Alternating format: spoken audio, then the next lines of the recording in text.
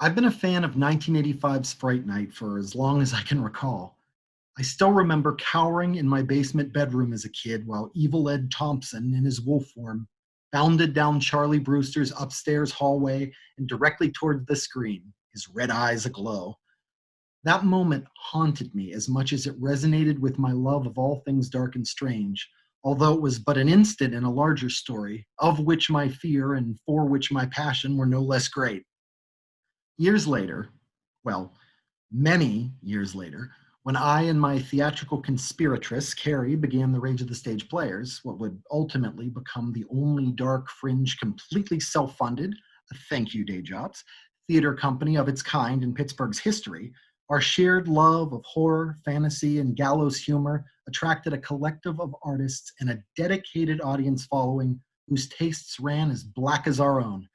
Nearly all of our plays were written by me as resident playwright, and most were world premieres. We developed quite a reputation. Sadly, it was as they or them, the red-headed black sheep of the Pittsburgh theater community. You know, the weirdos.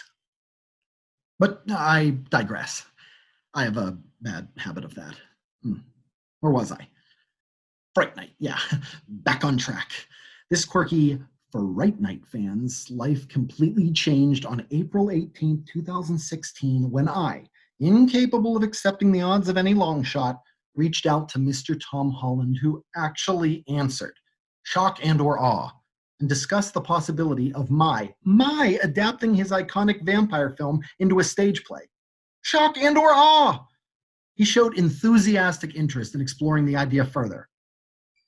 2 years and, well, thousands of dollars later, on October 5th, 2018, Fright Night, the official stage adaptation, celebrated its world premiere at Carnegie Stage in Pittsburgh, produced by the Rage of the Stage Players, and starring a cast of stellar actors who couldn't possibly have evoked the heart and spirit of the film more. I'm proud to say that we had fans travel long distances to see the production.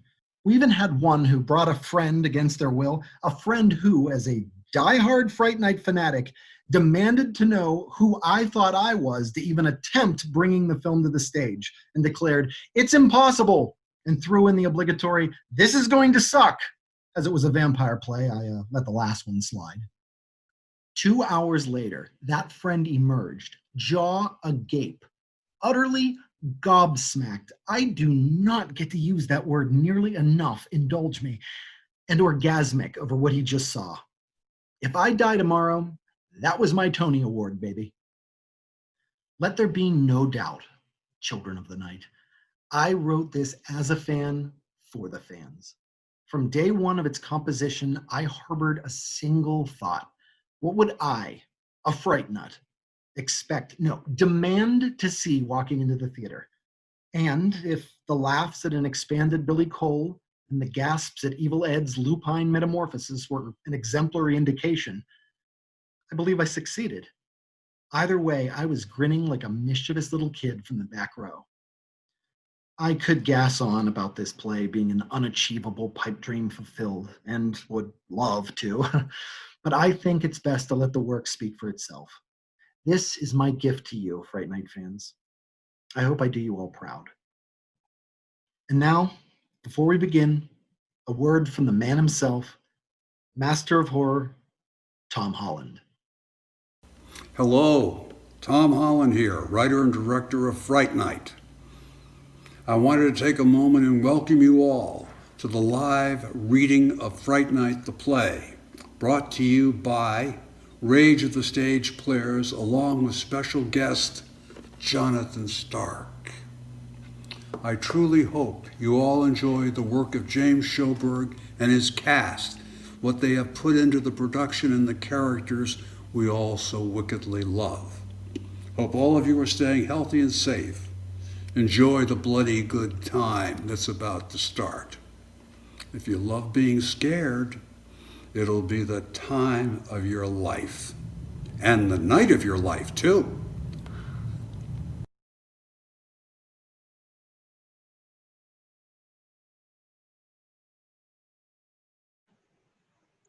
Fright Night, a play by James Michael Schoberg. based on the motion picture written and directed by Tom Holland. Cast: Dan Finkel, Charley Brewster. Elena Lazaro, Amy Peterson. Mark McConnell, Evil, Ed Thompson. Greg Crawford, Peter Vincent. Brian Saponis, Jerry Dandrige. Fright Night, Billy Cole. Amanda Ann Light, Judy Brewster. Dave Joseph, Lieutenant Detective Lennox. Phil Honor, Donnie. Edward Bates, Leon. Alyssa Kostick, Ensemble. AJ Long, Ensemble. Paige Moody, Ensemble.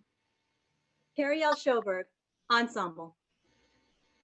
Act 1, Scene 1. Setting: the small town of Rancho Cavalas in the fall of 1985. Before the lights rise, the sound of a wolf's howl is heard, followed by the voice of Jonathan, a character from a terrible AIP Hammer-style horror film called Blood Castle. The film is being watched on a nearby television. What was that? Just a child of the night, Jonathan.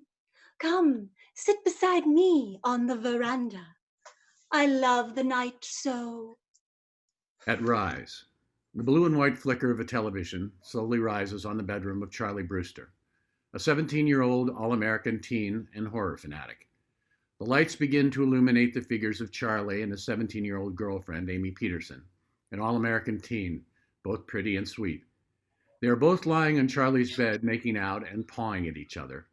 It is apparent by moments of fleeting resistance that Amy is struggling between her fears about going all the way and her animal attraction to Charley. Charley takes off his shirt and then returns his attention to Amy. I've never seen you look so beautiful before, Nina. So pale, so luminescent, and your lips are so red. Are they? Would you like to kiss them? Why are you looking at me so strangely, Nina? Not you, Jonathan. Your neck. Has anyone ever told you it was beautiful? No. Come, lay your head on my breast. Stop, you creature of the night! Who are you to interrupt my nightly feeding? I am Peter Vincent, the great vampire killer. No, no, keep away! Keep away from me! Stop! Christina screams over the squishing sound of a stake being hammered through her chest. And now your host, Peter Vincent. Fright Night! The lights rise, illuminating Peter Vincent on the spooky set of Fright Night Theater. This is Peter Vincent, bringing you Fright Night Theater. Charley, Peter Vincent's on. Charley begins to fumble with Amy's bra. Forget Peter Vincent. Tonight's journey into horror is Blood Castle, one of my favorites. But you love him. I love you more. And for a very good reason. I star in it.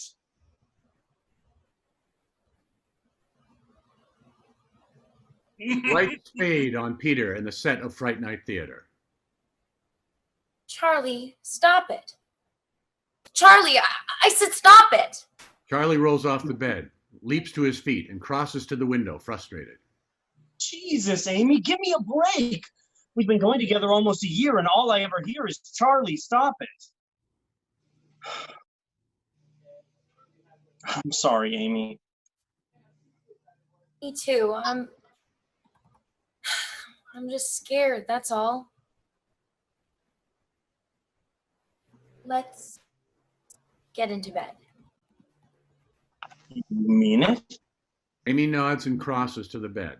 As she does, Charley looks out his bedroom window, and something catches his eye. Below in the side yard, he sees two shadowy figures carrying what looks very much like an ornate coffin toward the house next door. His mouth drops open as Amy begins to take off her blouse. Charley is too distracted to notice, his gaze glued to the scene he's observing below. As Amy's blouse comes off, she lays back on the bed looking up at Charley, waiting for him to join her. He ignores her, grabbing his binoculars from his desk, whipping them to his eyes, and focusing on the figures below.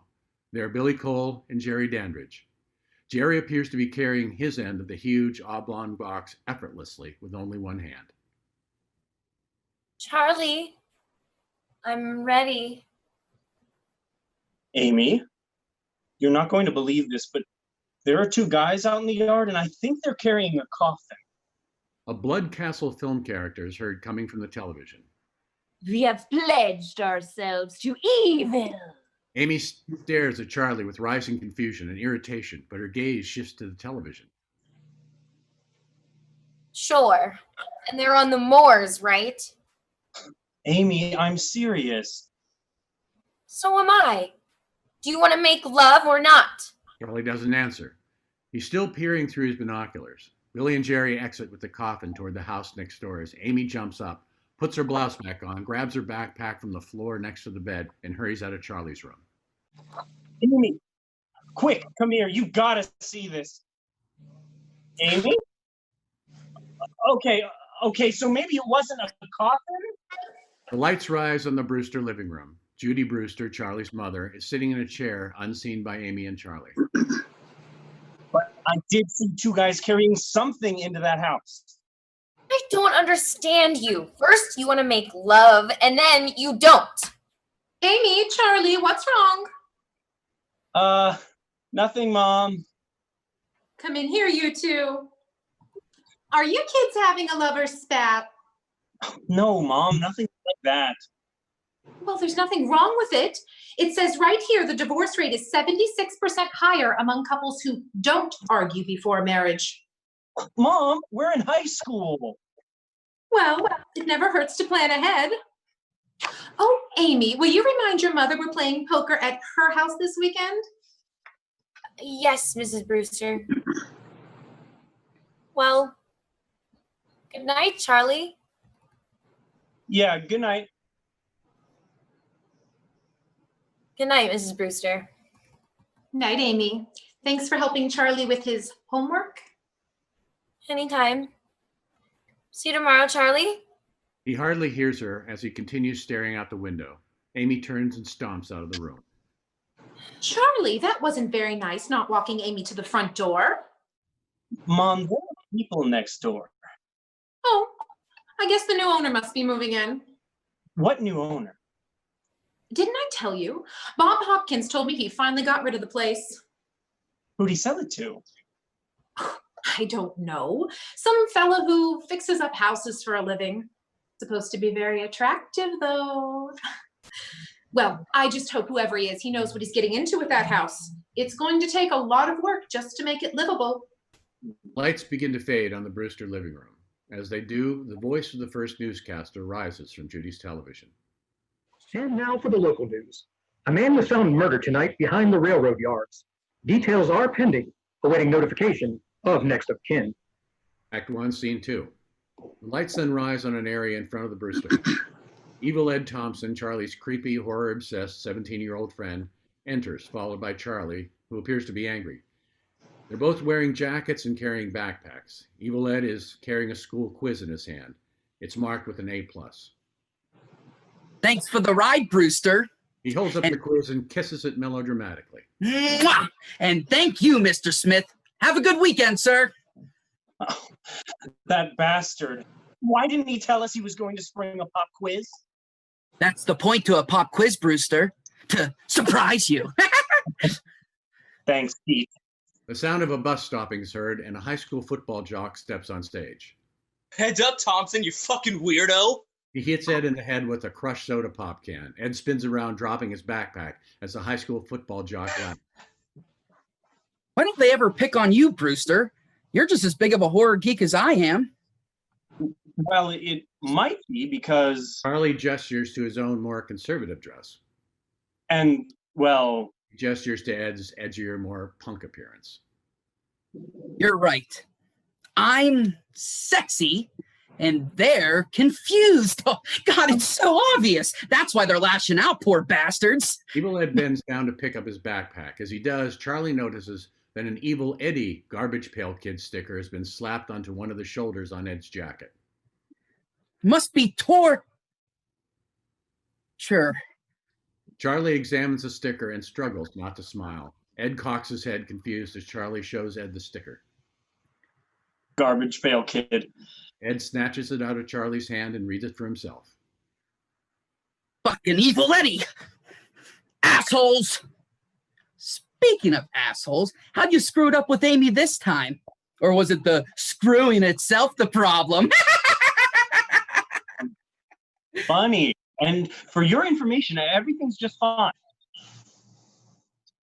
Come on, Brewster. He holds up his quiz to show off his A+. I'm not the stupid one. She brushed right past you in the hall today. Hey, Amy! He calls. Amy!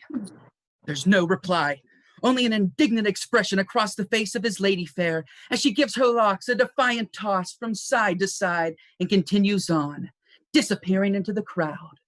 Our hero is crestfallen. Well, what's wrong? She finally found out what you're really like? Buzz off, evil. Only anything you want. Only you're the one failing Trig, not me. He turns and exits. After a moment, Cheryl Lane, a very attractive, buxom prostitute, enters. She crosses to Charlie and sizes him up, mistaking him for her client. Charlie can't take his eyes off her. You're a lot younger than I thought you'd be. Pardon? Cuter, too. Honey, I won't be your first, will I? I'm sure if you're patient, the right girl will come along. The first time should be special and not with a... Miss? Oh, Cheryl. Cheryl Lane. Ed Thompson. And I'm pretty sure you have the wrong house.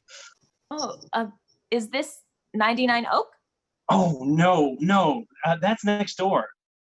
Oh, sorry. Thanks. He turns and starts to cross toward the Dandrige house, but then stops and turns back. Well, you just remember what I said, Ed. The right girl will come along. Oh, she has. I just keep messing it up. Charlie enters the Brewster house as the lights rise on the Dandrige house, as Cheryl knocks on the door. It opens and she is greeted by Billy. He invites her in, and Cheryl and Billy exit out of sight. Hey, Mom. Yeah, I'm in here. Have you seen the new guy next door yet? No, but I did hear he's got a live-in carpenter. With my luck, he's probably gay. No, I don't think so. Why? What do you know that I don't? Oh, nothing. I gotta go study. I'll see you later. Study. You. The lights rise on Charlie's bedroom. It is later that evening. He's sitting on his bed surrounded by papers and studying his trigonometry. Suddenly, the scream of Cheryl Lane pierces the night. Charlie with a jolt and scrambles to his feet, stepping on something on his bedroom floor. He cries out, grabs his foot, and hops over toward the window. He peers out and for a moment studies the darkened Dandrige house. Fade to black. Act 1, Scene 3. The lights rise on Amy standing in the high school cafeteria. The high school football jock is sitting upstage next to a boombox as Charlie enters, carrying his lunch on a tray, the main course of which is a cheeseburger. He seems distracted and doesn't see Amy, although she definitely sees him. She makes a point of standing in his path and rouses him from his daze, just steps before he would have run into her. Hi. Hi. Look, I'm really sorry about the other night. No, it was my fault, not yours. It was? Amy nods. Look, Amy, I love you. I never want to fight with you again, okay? Ed rolls his eyes and gestures as if putting his finger down his throat. He then notices that one of his shoes is untied and kneels to tie it as the jock begins fussing with his boombox. I'm so glad we're getting this straightened out. I've been miserable the last 2 days. You don't know what it's been like. As the high school football jock adjusts his boombox, it crosses a channel playing a newscast. Police have reported the second murder in 2 days in Rancho Carvalhos. The second victim, whose body was found early this morning, was known prostitute Cheryl Lane. Cheryl Lane? Wait, stop there. Unbeknownst to Amy, Charlie crosses away from her and over to the high school football jock in his boombox. Having heard the words murder and prostitute, Ed's interest is piqued, and he hurries to Charlie's side. Not being able to come to the lunchroom because you're going to be here, not talking to you on the phone, and... Charlie, are you listening to me? The badly mutilated corpse was found under the North Creek Bridge by the old mill. As yet, the police have no leads. The jock turns off his boombox and looks up at Charlie. What's wrong with you, Brewster? Do you get off on that shit? You've been spending too much time with that spooky fuck. The jock exits with his boombox. I heard the same thing, on the police van last night. Second in 2 days. And get this, are you ready? Both of them had their heads chopped off. And this is the best part. The cops said the bodies had been partially eaten, Brewster, by whoever killed them. Can you believe it? You don't think I'm spooky, do you? I think you're sick. Maybe. Or equally as maybe, I'm awesome.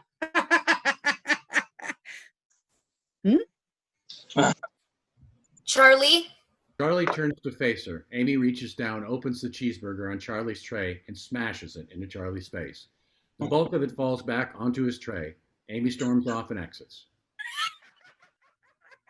Oh, you're so cool, Brewster. I can't stand it. Charlie stands motionless, humiliated. Fade to black. Act 1, Scene 4.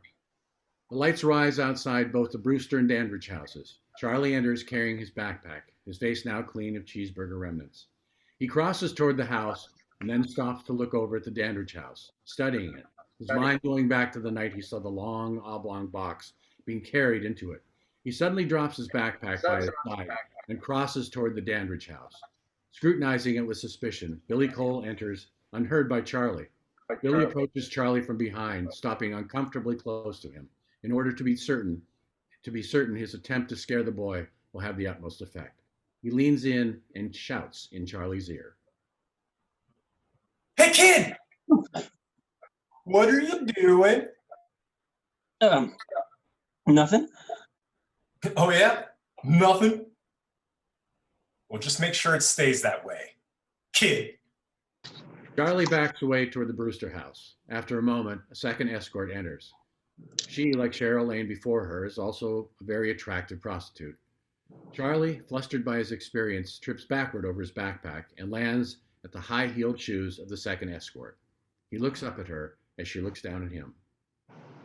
99 Charlie, staring, shakes his head from side to side. Over here! Charlie looks back at Billy, scrambling to his feet and exiting toward his house. The second escort approaches Billy. She obviously finds him to be very attractive. Well, hello, gorgeous. You must be Mr. Dandrige. Don't fall in love just yet. I'm not Jerry. Oh, what a shame. He's inside. Don't worry. You won't be disappointed. Well, He clutches Billy's arm as they cross to the Dandrige house. Well, if he looks anything like you, I'll consider a 2-for-1. Thanks, but you're not really my type. Red. Warm. The second escort is unsure that she heard him correctly as Billy ushers her into the Dandrige house. It is later that evening. Charlie is sleeping in his desk chair in front of his window with a blanket over his legs and his binoculars in his lap. It's apparent that he dozed off while staking out his neighbor's house. He slowly begins to come to as the lights rise to an atmospheric level on a room in the Dandrige house directly across from Charlie's bedroom. Charlie sees the second escort within. She takes off her blouse. Aroused, Charlie's eyes grow wide. Wow. Charlie quickly lifts up his binoculars for a better look. Jerry Dandrige, bare-chested, emerges from the shadows behind her, gliding with grace. He caresses the second escort's skin with slender, long-nailed fingers and kisses her neck. She's in ecstasy. After a moment, Jerry pulls back her hair, rears his head, and opens his mouth to reveal large, razor-sharp fangs. He then lowers his head to her throat to bite her, but stops, sensing that they are being watched. He looks out at Charlie's window. Charlie jumps up from his desk chair and instinctively reaches up to protect his own throat as he recedes into the darkness of his room to avoid being seen. Jerry glowers, reaches out with his long fingers, and slowly pulls down the window shade to cut off Charlie's view into the room. Charlie freezes, stunned. Mom. Mom. Mom? Mom, you've got to get up. Mom, I can't believe what's happening next door. Charlie enters, dragging his mother by the arm. Oh, what? What are you talking about? The guy who bought the house has fangs. Fangs. That's lovely, Charlie. I have to get up at 7 tomorrow. Charlie runs to the window and looks out. He then exits the Brewster living room, running. Judy suddenly realizes what her son said. Fangs? Charlie! Charlie re-enters and stealthily crosses to a clump of bushes between both the Brewster and Dandrige houses. He crouches down to spy as Billy enters, carrying a large bundle in a plastic garbage bag over his shoulder, which is the size and shape of a body. Now you're my type. The sound of large beating wings is heard overhead, and Charlie looks upward. Jerry Dandrige enters. He's carrying the second escort's small handbag in one hand and an apple in the other. Charlie strains to hear Billy and Jerry's exchange. Got something. Jerry tosses a small handbag to Billy, who catches it. Jerry takes a bite out of the apple. Thanks. An accessory to murder. Huh? I saw a tooth. You think I'm funny. So, what do you say, babe? Food then fuck? On second thought, flip that. I'm starving, and knowing me, there won't be enough of her left to, Charlie! Billy and Jerry freeze. They look in the direction of the Brewster house. Jerry then lowers his gaze toward the clump of bushes between the houses. Charlie is unsure if he's been spotted. Jerry tosses what remains of his apple so that it lands right in front of the bushes. It has been bitten straight through the core. Charlie stares down at it. Jerry takes a step toward the bushes. Charlie leaps up and bounds off stage in the direction he entered. What are you? Billy steps forward to follow Charlie. Jerry holds up his hand, stopping him from pursuing. He then addresses Billy without looking at him. Have fun, you two. Don't wait up. I mean that, mister. The lights fade outside of the Brewster and Dandrige houses and rise on the Brewster living room. Charlie is sitting in a chair as his mother brings him hot cocoa. The microwave never melts the marshmallows right. Here, drink this. Mom, I don't need hot cocoa. I didn't have a nightmare. They did kill a girl over there. Judy reaches out and feels his forehead to check for a fever. How late did you stay up studying? Mom, I'm not sick. The guy did have fangs, and a bat did fly over my head. And a second later, he stepped out of the shadows. Don't you see what that means? Wait, let me guess. What? He's a vampire. Oh, what? Blackout. Act 1, Scene 5. Before the lights rise, the voice of Amy is heard, as if having a conversation with Charlie over the phone. She picks up seamlessly right where Judy left off in the previous scene. A what? A vampire, damn it. How did you listen to anything that I said? Charlie, is this some kind of trick to get me back? Forget it. I'm going to the police. Get it. Charlie, you can't do something like that. They'll lock you up. Right? Well, then I won't tell them he's a vampire. I'm sure as hell I'm going to tell them about the two women. Charlie? Charlie! Amy is cut off by the sound of her receiver slamming down. Lieutenant Detective Lennox enters and crosses to Charlie. Mr. Brewster? Yes. Yes, sir. I'm Charley Brewster. That one? Yeah. You're sure about this now? Charlie nods. Lennox straightens himself, and the two of them cross to the Dandrige house, and the lights rise inside. Lennox knocks on the door, and Billy answers. Yes, Mr. Dandrige? No, but I keep getting that. Pardon? Nothing. I'm his roommate, Billy Cole. Lieutenant Lennox, homicide. Mind if we come in? No, not at all. Come on in. Lennox and Charley enter the foyer of the Dandrige house. The interior is ornate and impressive. There are unpacked boxes sitting everywhere and furniture pieces covered with sheets. A number of antique clocks line the walls, and it is apparent that the house is newly occupied. Lennox looks around, impressed. Charley looks around as well, but with distrustful eyes. It's quite a place you have here. Yeah, we're storing it. Where is Mr. Dandrige? Well, he's away on business. Is there anything I can help with? Well, there was a murder last night. Charley here lives next door. Thinks he saw the victim in this house. Well, that's impossible. I was here with Jerry all last night. There was nobody else in the house. That's a lie. I saw him bring a girl in here, and later I saw him carry her body out in a plastic bag. What do you say to that, Mr. Cole?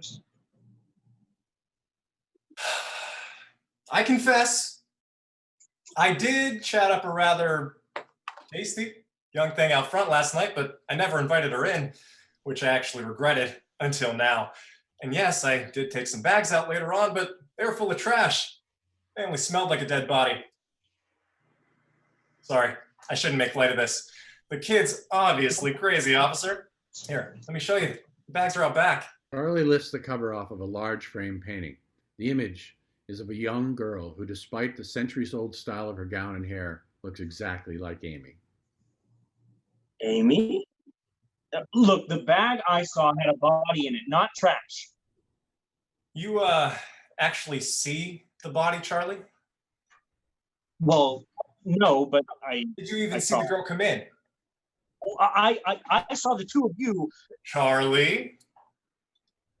No, I went back into the house, but I swear. Okay. Look, let me take you out back. I'll show you the bags I put in the garbage. Okay, let's see him. Look, I can prove he's lying. Let's look in the basement instead. What's down there, Charley? Yes, Charley. What's down there? Well, obviously the boys made a mistake, officer. You know how kids these days. A coffin. That's what's down there, a coffin. I saw them carry it in. What? Yeah, and you'll find Jerry Dandrige in it, sleeping the sleep of the undead. Ooh! What are you talking about? He's a vampire. I saw him in that room last night. He had fangs and he bit her on the neck. Oh, God. For heaven's sake. Come on. Wait, what are you talking about? Wait, we can't just leave like this. I got a coffin for you. Will you just listen to what I'm saying? I don't care what you're saying. Lieutenant, please, listen to me. Look, I'm telling you, Jerry Dandrige is a vampire. Sure, and I'm Dirty Harry. Now, let me tell you something, kid. If I ever catch your ass down the station again, I'm going to throw it in jail forever. Look, Lieutenant, please, come on. Just listen to me for a second. I know it's crazy. I know that, but Lieutenant! Charley turns back and looks at the Dandrige house and sees Billy peering out at him, smiling. Billy waves to him, points at him, and then bends two fingers to look like fangs. He bobs his hand at the wrist, and the fangs plunge up and down. Charley clutches his shirt collar, having clearly received Billy's message, then looks up at the sky and then at his wristwatch. Oh my God. Oh Charley my God. exits running. Sweet kid. I guess that solves dessert. Fade to black. Act 1, Scene 6. The lights on Evil Ed's bedroom. It is a shrine to all things horror, not unlike Charley's bedroom. Ed is sitting at a small table painting minute details on a monster model. Evil! Evil! Evil! Brewster, and to what do I owe this dubious pleasure? The vampire knows that I know about him. Or at least he will when he wakes up tonight. What are you talking about? I have a vampire living next door to me, and she's going to kill me if I don't protect myself. What? I saw his accomplice moving a body late last night. Whose accomplice? The vampire. Go on.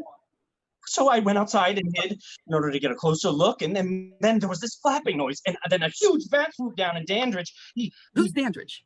The vampire. Go on. He appears out of nowhere with this apple, and he... Dandrige. Yes. The vampire. Yes! Go on. He bit straight through it, core and all. Well, they say apples are good for your teeth. Evil, I haven't got time for this. Just tell me what to do to protect myself. Well, if what you say is true, you should have nothing to worry about. He's obviously a fruit bat. Very funny, Brewster. Evil, please. I'm not kidding. Just tell me what to do. Well, for starters, don't call me evil anymore. And why do you need my help anyway? You know even more about vampires than yours ghoulie. You stole that from Peter Vincent. I'm scared shitless. I can't focus, okay? Vampnesia. It's made you forget the combination to the old vault of horror. A common symptom of lovesickness. This has nothing to do with Amy. All I can think about is Dandrige. He'd be flattered to hear that. Tearing me apart once the sun goes down. And exactly what incentive are you offering for me to aid you in this, your hour of need? Look, I've got $8. Hey, help me, and it's yours. I believe I heard some change jingling in and around there too. What? Oh yeah, yeah, fine, sure. He shoves the bills and change at Evil Ed, who examines the money. Ed crosses to an odd-looking piggy bank and picks it up. Far be it from me to turn down a fool's money. Right, Dr. Bankenstein? Now, where and when you expect this vampire to attack? In my bedroom tonight. Oh, no wonder he's all you can think about. Ed crosses to a set of bookshelves covered with horror paraphernalia and pecks up a small cross. Start with this, but you must have total faith in it for it to work. Then get some garlic. Links of the stuff you can wear around your neck and hang from your window. If he comes for you, that'll be the way. Well, then of course, there's holy water. But you got to get a priest to say a blessing over it first. That's it? I'm afraid so. But your best protection right now, Charles, is that a vampire can't enter your house without being invited by the rightful owner first. Sure about that? Positive. Oh, thank you. Thank you. Fade to black. Act 1, Scene 7. The lights rise on Charlie's bedroom as he finishes nailing his window shut in an attempt to make it vampire-proof. He tests the window and then continues moving about the room feverishly. The voice of Judy is heard calling from the Brewster living room. Charlie, could you come down here a minute, please? There's someone I'd like you to meet. Jerry Dandrige sits in a chair chatting with Mrs. Brewster. Both of them are drinking Bloody Marys. Jerry is positioned in a way where Charlie cannot immediately see him upon entering. Judy is speaking with Jerry. You know, our town really isn't as boring as I make it sound. For instance, there's a dance at the church the first Friday of every month. Yeah, Mom? Charlie, this is our next door neighbor, Jerry Dandrige. Charlie freezes in place, a beat. Then Jerry leans forward to reveal himself. Hello, Charlie. Charlie stares back at him. Jerry stands and crosses to him, extending his hand to shake. Charley continues to stand motionless, never taking his eyes off Jerry's face. Well, Charley, don't be rude. Shake hands. Charley looks down at Jerry's hand and reluctantly shakes it as Judy smiles. What's he doing here? I invited him over for a drink.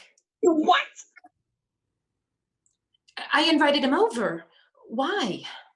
What's the matter, Charley? Afraid I'd never come over without being invited first? You're right. You're quite right.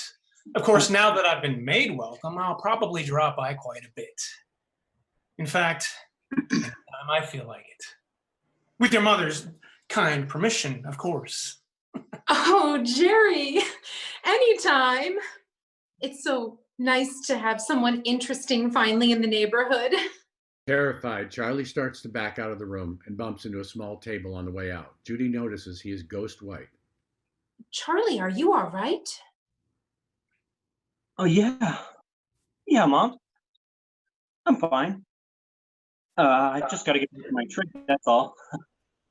Nice to meet you, Charley. See ya. Soon. Charley turns and hastily exits. Jerry, sit. Please finish your drink. Oh, I nearly forgot. This was mixed in with our mail. Judy retrieves an elegant envelope with calligraphy and a wax seal. It's very fancy. From a Regina Dandrige. I thought maybe your mother or ex-wife? Sister. Regime, actually. Ooh, how exotic. Well, she's very much so. Well, that makes much more sense. I couldn't imagine why your ex-wife would send you such a lovely... So are you currently, or were you ever?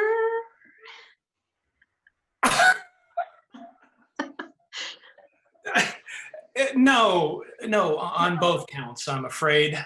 I was close once, but it all came to a rather messy end.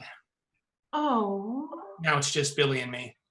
Oh. He's my handyman. Oh. The lights fade on the Brewster living room and rise on Charley's bedroom. Charley is sitting on his bed, dialing his phone. The sound of ringing is heard. Another small area, this one containing only a telephone stand, is illuminated. Evil Ed steps into the light and answers the phone. Hell House, Emmerich Velasco speaking. What? Oh, it's you. The vampire is downstairs. Dandrige. Yes! See, I've been paying attention. My idiot mother just invited him over for a drink. Oh, shit. Evil! Uh-oh. I think we have a bad connection. It sounded like you just called me... Ed. Serious. You still have my cross? Yeah, and I nailed my window shut. Then relax. Now, good night. I've got some studying to do. Fucking idiot. The sound of a dial tone is heard. Charley, distraught, hangs up his receiver as well. Fade to black. Act 1, Scene 8. The lights rise to a nighttime level in Charley's bedroom. He's lying on top of the covers of his bed, asleep. Suddenly, the sound of large flapping wings is heard, which rouses him. It is followed by a loud thump on the roof, which causes Charley to sit bolt upright. A series of loud footsteps is heard coming from above him. He looks up and traces their path with his eyes. He fumbles for the cross around his neck, takes it in hand, gets up off the bed, and exits his bedroom. The lights rise to a nighttime level on the Brewster living room. Charley enters, cautiously holding the cross before him. There's a sudden scraping, squealing sound at a nearby window. Charley jumps and brandishes the cross, but upon squinting in the dim light, sees that it is just a tree branch tapping on the glass from the wind. Tree branch on the window pane. Cliche. Jerry strolls casually into Charley's bedroom, whistling Strangers in the Night, as Charley investigates the living room. Jerry opens Charlie's closet and slips inside. Swear if a cat jumps out of that bed. Charlie enters his bedroom and sits on his bed. He drops the cross down his shirt once more and lies back down on his back, staring at the ceiling. Charlie, this is our next door neighbor, Jerry Dandrige. I invited him over for a drink. Boy, Mom, did you ever?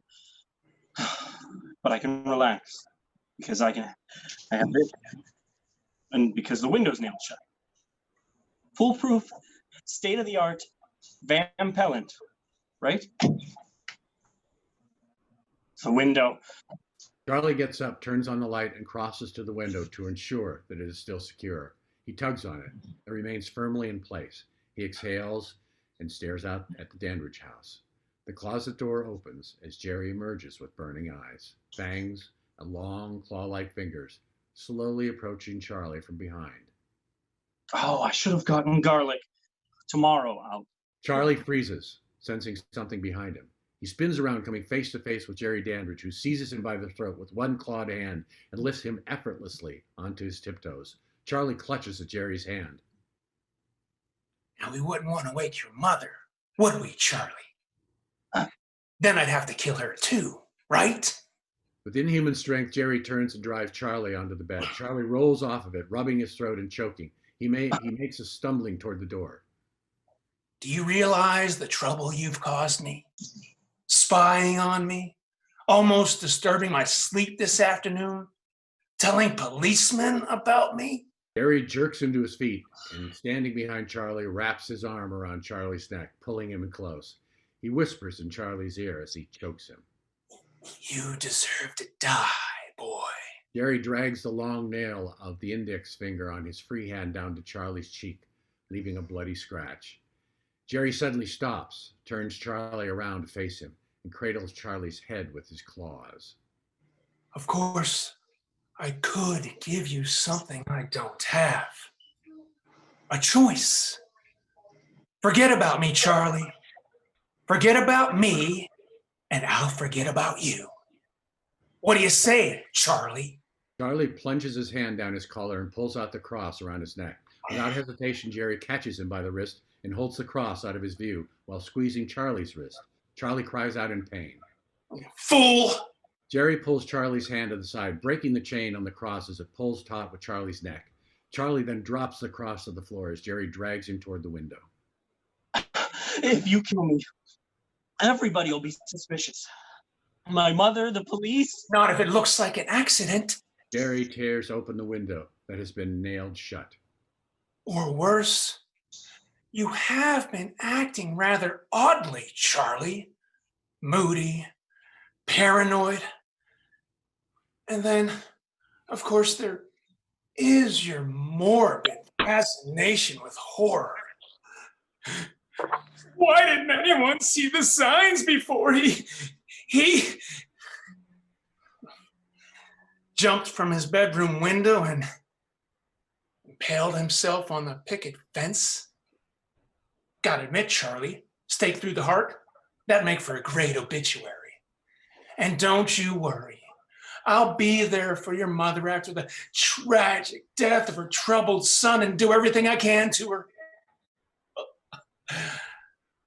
For her at such a vulnerable time. Charlie's hands flail in desperation as he struggles to grasp the window frame. In doing so, he knocks over a can of pencils and pens on his desk. He grabs a pencil and jams it into the hand of Jerry, using him to force him out the window. Jerry releases Charlie and reels backwards, and clutching his wounded hand. He examines it to find that the pencil has gone all the way through his palm. He turns back to Charlie and snarls at him, which drives Charlie back toward the window. Jerry moves to advance, but is halted by the voice of Judy, calling from off stage. Her voice is intermittently accompanied by the sound of a doorknob rattling. Charlie! Charlie! Charlie, I can't! Charlie! Charlie, can you hear me? Jerry exits the bedroom with a flourish. The sound of large flapping wings is heard. Charlie, is that you? Charlie, my door is stuck. Charlie! Charlie! Charlie runs out of the bedroom. Mom, stand back! Charlie shoulders his way through. Charlie! Charlie, my goodness, are you all right? What is going on? Oh, nothing. I just had a nightmare. Oh, you know, I had one last night. It was awful. I was at this white sale and I suddenly realized I was stark naked. She is interrupted by the sound of glass breaking and metal bending. Now what is it? Oh, nothing. Nothing. It's just raccoons in the garbage again. Why don't you go back to sleep? But sweetie, what about your nightmare? Do you want a Valium? I'm fine now, honest. Well, I do need my sleep. I start the night shift tomorrow. 3 o'clock in the morning is so bad for my complexion. Night, Mom. Judy exits. Charlie closes his bedroom door behind her. He then crosses to the television, turns it on, and sits on his bed. The sounds of a horror film playing on Fright Night Theater are heard. After a moment, a piercing scream comes from the television and coincides with the ringing of the telephone. Charlie jumps up and takes the receiver in hand before it can ring again. He lifts it slowly to his ear and, breathing heavily, listens. The lights rise on the room of the Dandrige house, directly across from Charlie's bedroom. Jerry is standing with the phone receiver in one hand, while Billy cleans and bandages the injured one. I know you're there, Charlie. I can see you. Charlie turns slowly back toward the window and sees Jerry standing back at him. What's the matter, Charlie? Scared? You started this, Charlie, and I'm gonna finish it. I just destroyed your car, Charlie. But that's nothing compared to what I'm gonna do to you tomorrow night. Jerry hangs up the phone and a dial tone is heard as Charlie sits paralyzed with terror. The receiver is still pressed to his ear. He places his receiver back on the cradle. The station break is heard coming from Charlie's television. And once again, your host, Peter Vincent. The lights rise on an isolated area on the opposite side of the stage, illuminating Peter Vincent, the spooky set of Fright Night Theater. Good evening, horror fans. Did you know there are a lot of people who do not believe in vampires? But I do, because I know they exist. I have fought them in all their guises: man, wolves, bats, and I have always won. That is why they call me the Great Vampire Killer. Now, watch me do it. The lights fade on Peter and Fright Night Theater. Charlie continues to stare at the television screen as the sounds of Peter locked in combat with the forces of evil grow. Charlie slowly comes to his feet, his attention never wavering. Go, Peter. Go. Go. Go. Blackout. Act 1, Scene 9. The lights rise on Charlie, pacing outside the television studio where Peter Vincent films Fright Night Theater. He checks his watch as Peter enters unseen by Charlie. Peter is dressed in his street clothes, his trademark Victorian vampire hunter costume draped over one arm, but still on a hanger. His vampire hunter case is in the other hand. Distracted and sulking, Peter plods past Charlie, who is facing the opposite direction. Charlie turns just in time to see him. Oh, Mr. Vincent? Mr. Vincent, could I talk to you for a minute? Please, Mr. Vincent, it's very, very important. What do you want me to sign? Pardon me? Well, you do want my autograph, don't you? Oh, no. Oh, no, sir. I was curious about what you said last night on TV. You know, about believing in vampires. Well, what about it? Were you serious? Well, absolutely. Unfortunately, none of your generation seem to. What do you mean? I have been fired. Because no one wants to see vampire killers anymore, or vampires either. Apparently, all they want are demented madmen running around in ski masks, hacking up young virgins. Now, if you will excuse me. I believe in vampires. That's nice. If only there had been a few more of you, perhaps my ratings would have been higher. In fact, I have one living next door. Would you help me kill him? Pardon me? You know the murder of that girl that happened a few days ago? Yes? Well, the guy who lives next door to me did it. And he's a vampire. If this is your idea of a joke, I am not amused. Mr. Vincent, I am not. No, I'm deadly serious. Well, if you would excuse me. Oh, but Mr. Vincent, you have to believe me. I'm telling the truth. You just said you believe in vampires. I lied. Now you will leave me alone. But please, you have to listen to me. The vampire tried to kill me last night, and he crashed my car when he didn't succeed. Now he's going to be back after me again tonight, Mr. Vincent, and if I don't get help, he's going to kill me. Mr. Vincent, you've got to believe me. Mr. Vincent? Mr. Vincent, please just listen to me for a second. No, wait. Please, Mr. Vincent, wait. Sound of an old clunker starting and then speeding off is heard. Charlie watches Peter's car drive away, then stomps his foot in frustration. Fade to black. Scene 10. The lights rise outside the Brewster house. Evil Ed enters from one side and crosses toward the house. The sound of a moped pulling up and then stopping is heard. Amy enters from the opposite side and crosses to meet Ed in front of the Brewster house. What are you doing here? I'm sorry. Did I miss visiting hours for the psych ward? I wanted to drop in on Brewster while he's still lucid enough to appreciate mean-spirited sarcasm. Poor guy, driven to madness by young love. Very Poe.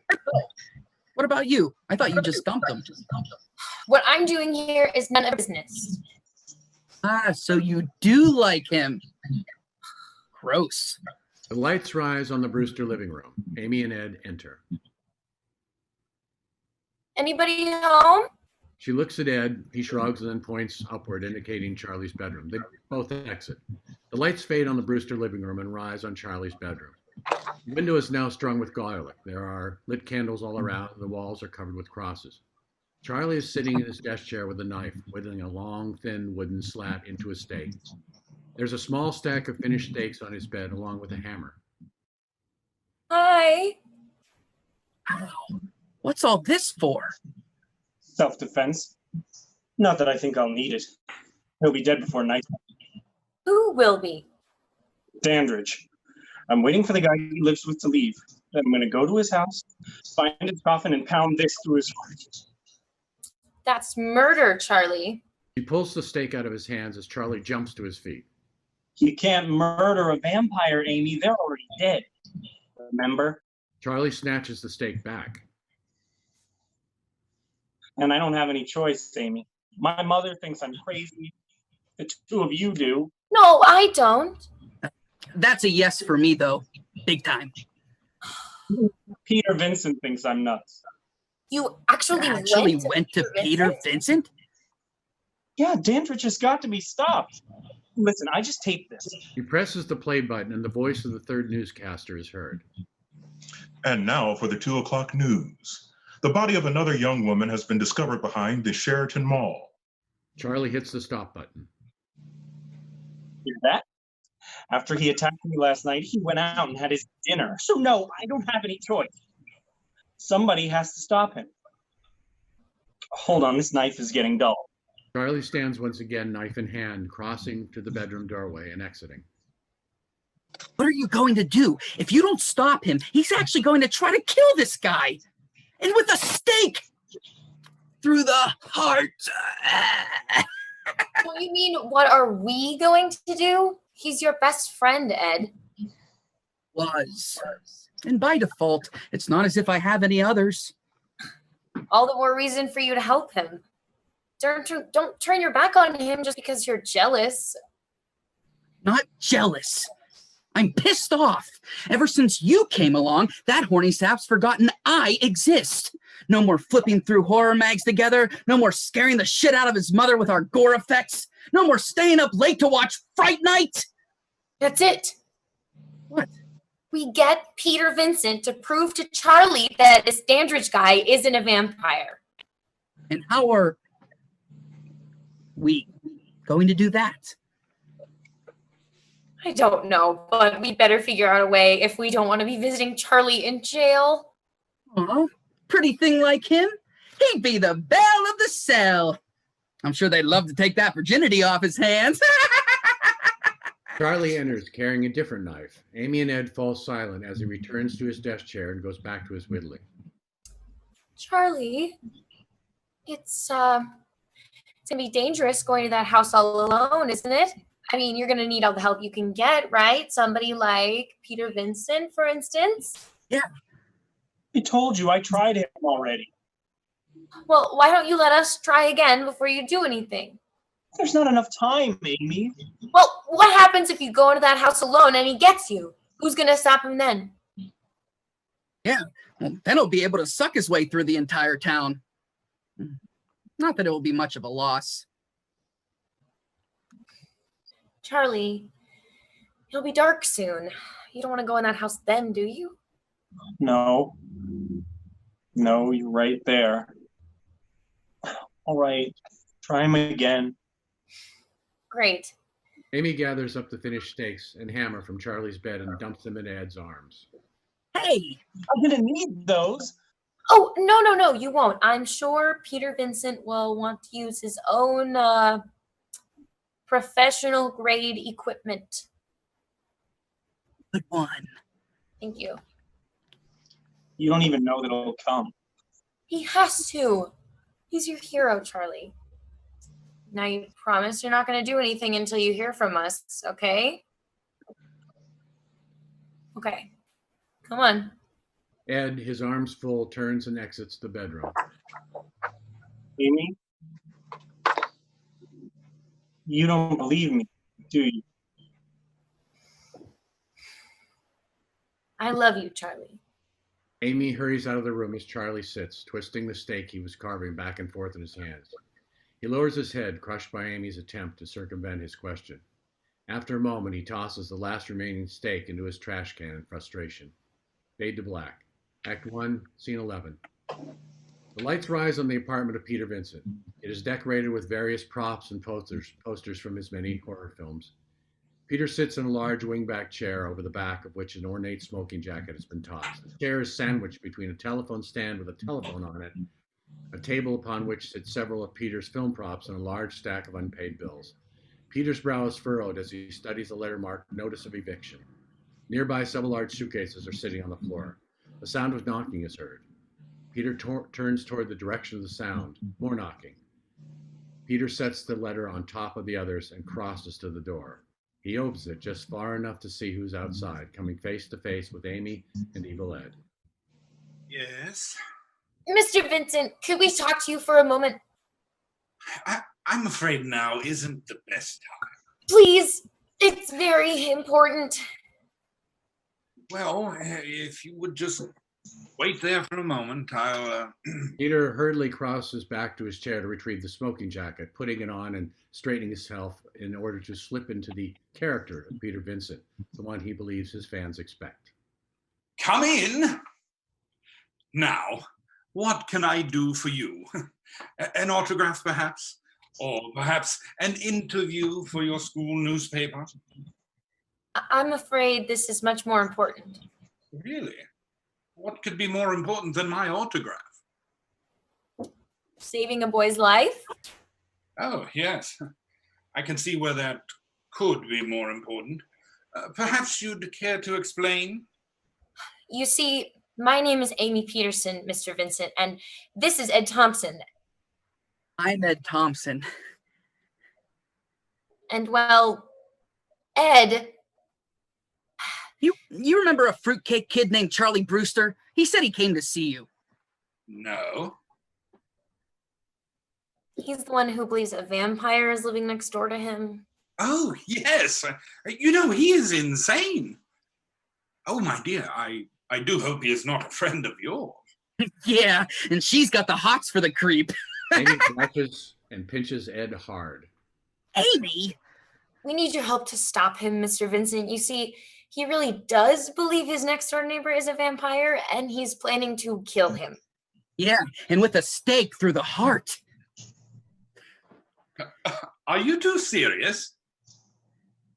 Oh, my dear, your friend needs a psychiatrist, not a vampire killer. Oh, please, Mr. Vincent. I'm afraid not. You see, Hollywood beckons. I have just been offered a starring role in a major film. I've even had to quit Fright Night. And so you see, I'm afraid. Ed picks up the letter Peter was reading and looks it over himself. Notice of eviction. Who's Herbert McHooley? Give me that. Peter snatches the letter away from Ed. He is both angry and embarrassed. Amy sees the situation for what it is. I'll give you money. How much? I have a $500 savings bond. I'll take it. Now, how are we going to cure your little friend of this delusion? I got it all figured out. We all go next door to the neighbor, and you perform some kind of vampire test on him to pronounce him human. You know, like in Orgy of the Damned, where you looked into the mirror, the guy didn't have a reflection, and then you knew he was a vampire. Ah, yes. That was one of my favorite roles. Do you know, I still have... He reaches into the inside pocket of his smoking jacket, producing a small cigarette case and opening it. There's a mirror inside the lid. Prop. Ah, such days those were. Long before I was relegated to the small screen as a late-night horror host for my own catalogue of films. You know, I always wanted the show to have a more theatrical title, one which inspired a sense of awe. Night Shadows, perhaps. But Mel, my producer, insisted on something catchier. Something with teeth, if you'll forgive the bon mot. In other words, something that rhymed. And thus, Fright Night was born. Said it. He said it. But enough reminiscing. On to the matter at hand. How do we get this next door neighbor to agree to our rather curious request? Leave that to me. I came prepared. He crosses to the telephone, picks up the receiver, and begins to dial the number scrawled on the paper. A phone is heard ringing. The lights rise on the Dandrige house as Billy enters and picks up the telephone receiver. Yes. May I please speak with Mr. Dandrige? It's for you. Yes. Mr. Dandrige? Yes, this is Jerry Dandrige. Mr. Dandrige, my name is Ed Thompson, and I am friends with your neighbor, Charley Brewster. As I'm sure you must know, sir, Charley's a big fan of horror movies and such, and for some reason, he has come to the conclusion that you're a vampire. Crazy, right? Well, that is to say, a few of his other friends and I, we were hoping you might indulge us and help us to prove to him that you are not, in fact, a blood-sucking hell beast. Would it be possible for us to come by tomorrow? We wouldn't take up too much of your time. It's actually rather simple. We'll hand you a cross in front of Charley, and when he sees that you're able to handle it without it burning you or something else, maybe... Well, yes, of course. I'm always willing to help you. But I'm afraid crosses are out of the question. You see, I've been reborn recently. Oh, well, sorry about the blood-sucking hell beast thing. He's a reborn Christian. He thinks crosses would be sacrilegious. Ask him how he feels about holy water. How about holy water? I'm afraid not. No, won't do that either. Tell him it's just ordinary tap water. All he has to do is sip it. It'll just be ordinary tap water. All you have to do is... Sip it. I heard. Yes, that sounds fine. But don't bring him over until 6 tomorrow. I'll be out until then. Thank you, sir. We'll see you at... Lights fade on Peter's apartment as Jerry slowly turns to Billy. Well, it seems we won't have to go out tonight after all. His friends are bringing him over tomorrow night to prove to him that I'm not a vampire.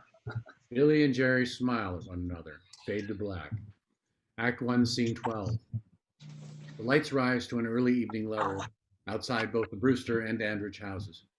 Charley, Amy, and Evil Ed are awaiting the arrival of Peter Vincent. Charley, the most anxious of the three. 6:10. He said he was going to be here at 6, right? Relax. He said he'd be here. He'll be here. Oh, here he comes. Peter enters in full vampire killer regalia. Charley, Amy, and Ed cross to meet him. Thank you. Thank you. Charley Brewster, I presume? Peter Vincent, the great vampire killer. Mr. Vincent, I cannot tell you how much I appreciate you. Good evening. Good evening.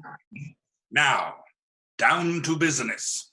Where is the lair of the suspected creature of the night?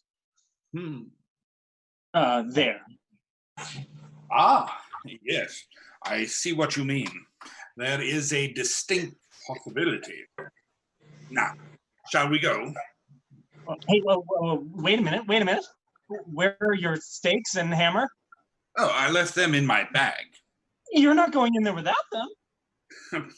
But I have to prove that he is a vampire before I kill him, Charley. Look, I know he's a vampire. I am the one who has to know, Charley. And how are you going to do that? This is holy water. Now, if a drop touches him, he will blister. In this case, I have asked him to drink it while we all watch. He readily agreed. Yeah, but Mr. Vincent, if I'm right and you prove he's a vampire, then he's just going to kill us all right then and there. No, he won't, Charley. After all, I am here to protect you. And I am Peter Vincent. Peter knocks on the front door of the Dandrige house. Billy answers. Hey, Peter Vincent! Billy Cole, this is a pleasure. Won't you all come in? At Renfield, Brewster. Shut up. And Charley. Hey, Jer. They're here.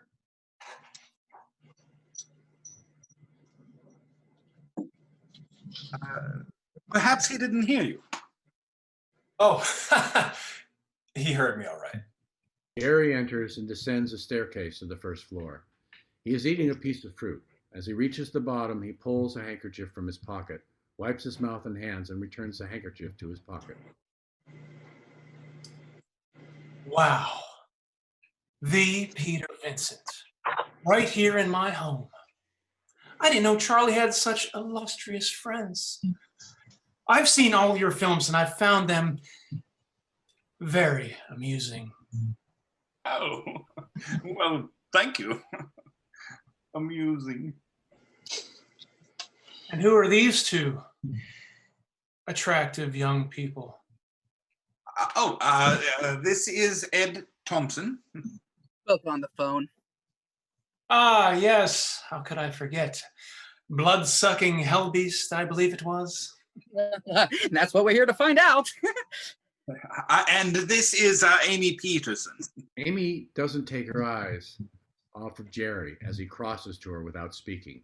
He takes her hand, bows, and then kisses it tenderly. Oh. Isn't that what vampires are supposed to do, Charley? Of course, I'm no expert on the subject, not like Mr. Vincent here.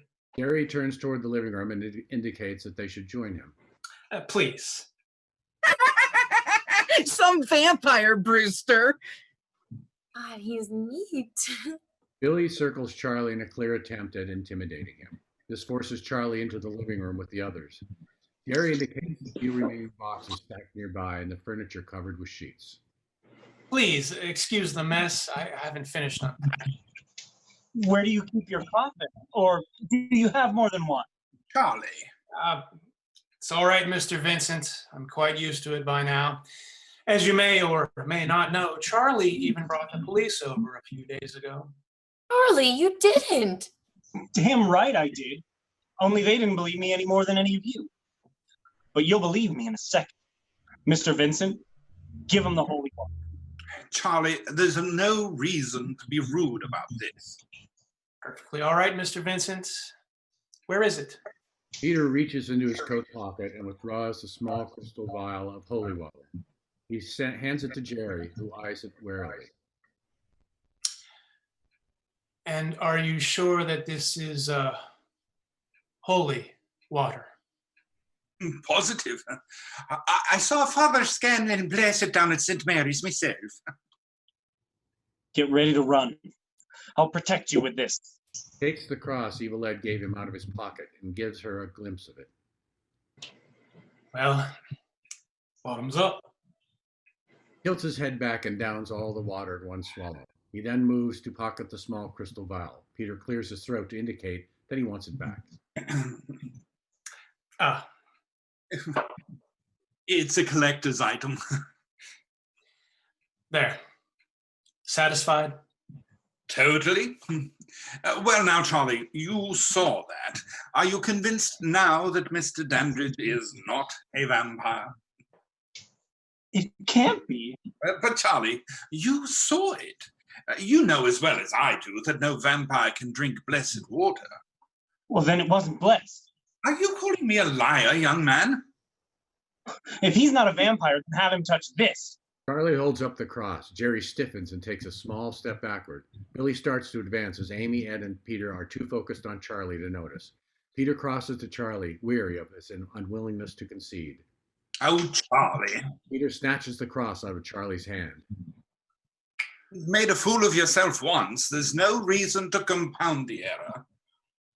Yes, Charlie. You've already caused your friends quite enough pain. You wouldn't want to cause them any more, would you? Charlie sees that Jerry is slowly advancing as Billy is sliding into place to block their exit. The tension level in the room is suddenly unbearable. No. No, of course not. And you're finally convinced I'm not a vampire either, right? Yes. Well, I'm glad that's settled. I can't tell you how much I appreciate this, Mr. Vincent. You've been a great help. Not at all. Glad to be of service. Charlie is the last to leave the living room. As he does, Billy steps into his path, obstructing him like a high school bully.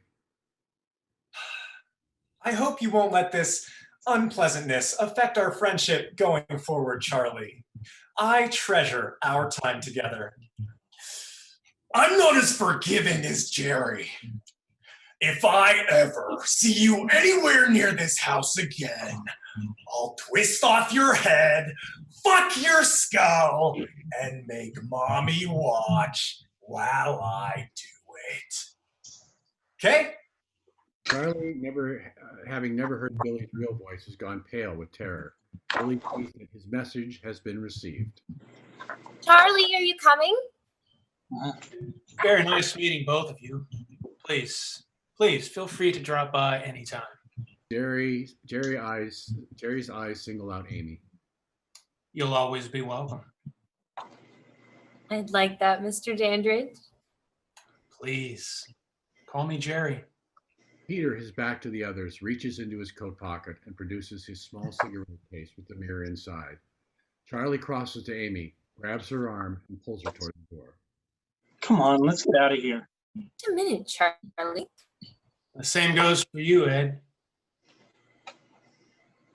Yeah, that'd be great. Can't have too many friends after all. And I suspect we have similar interests.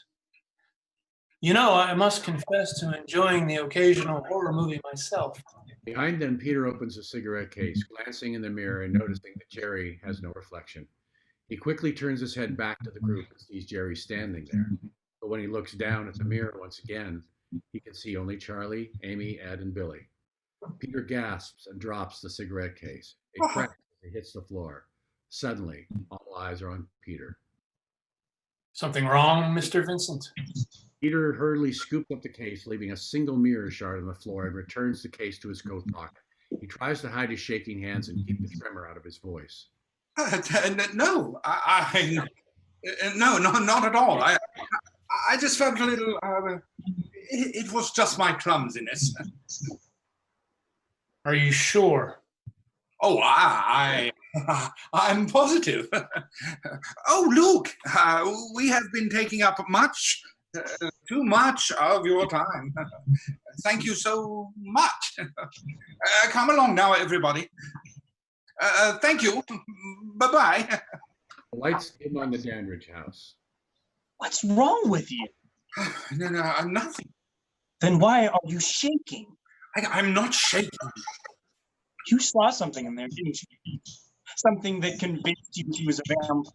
Of course not. Please, Mr. Vincent, you have to tell me. Our lives depend on it. All right. He didn't cast a reflection in my mirror. Satisfied now? Peter turns and exits at a brisk and fearful pace. Mr. Vincent, you have to call the police. Mr. Vincent! Shit! Ed turns and crosses away from Charley and Amy. Hey, where are you going, pencil dick? Home! No way. We walk Amy home first. Charley takes Amy by the hand and exits with Ed close behind. The lights return to their previous level on the Dandrige house as Jerry and Billy watch Charley, Amy, and Ed as they exit. Looks just like her, doesn't she? Fate, perhaps? A second chance? Jerry turns and crosses to the portrait of the girl who looks like Amy. It is resting on an easel covered by a sheet. He lifts it to look at the portrait. They found her while looking for me, you know. Staked her as she slept. My most beautiful creation. That hurts, Jer.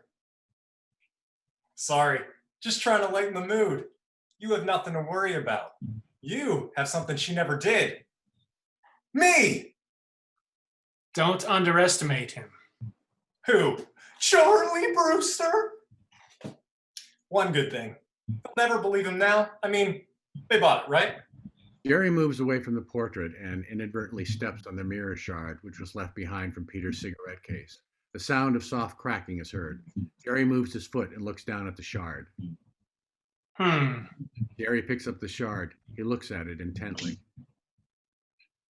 I think our Mr. Vincent may have a sliver of doubt. Get the Jeep? Get the Jeep.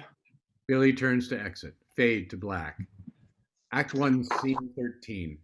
The lights rise to a nighttime level on Charley, Amy, and Evil Ed as they walk Amy home. Charley, having heard Peter's confession that Jerry cast no reflection in Peter's mirror, feels somewhat vindicated. Well, at least you two heard him. Heard who? Peter Vincent. He just said Dandrige had no reflection in his mirror. Probably just a trick of the light. You felt how evil they was, didn't you, Amy? Remember the way he looked at you? Yes, sort of. For Christ's sake. Wait, we have to stay together. It's dinner time. And for Dandrige, too. Oh, shit, Brewster. You're certifiable. You know that? Hey, let's cut through here. No way. We want people and lights. The more, the better. Listen, Brewster. Vampires don't exist. Haven't you got that through your thick head yet? I mean, no one's more disappointed than I am. Can you imagine how cool it would be to finally get back at all the people that were wrong? What if Dandrige is a vampire and he thinks you know it? You walk down that alley, then evil? Always evil. Good night, Amy. And to you, Mr. Brewster, I bid a fond fuck off. Look, come on, Ed. Please. Just stick with us, all right? Forget it. You may be chicken shit, but I'm not. So fuck.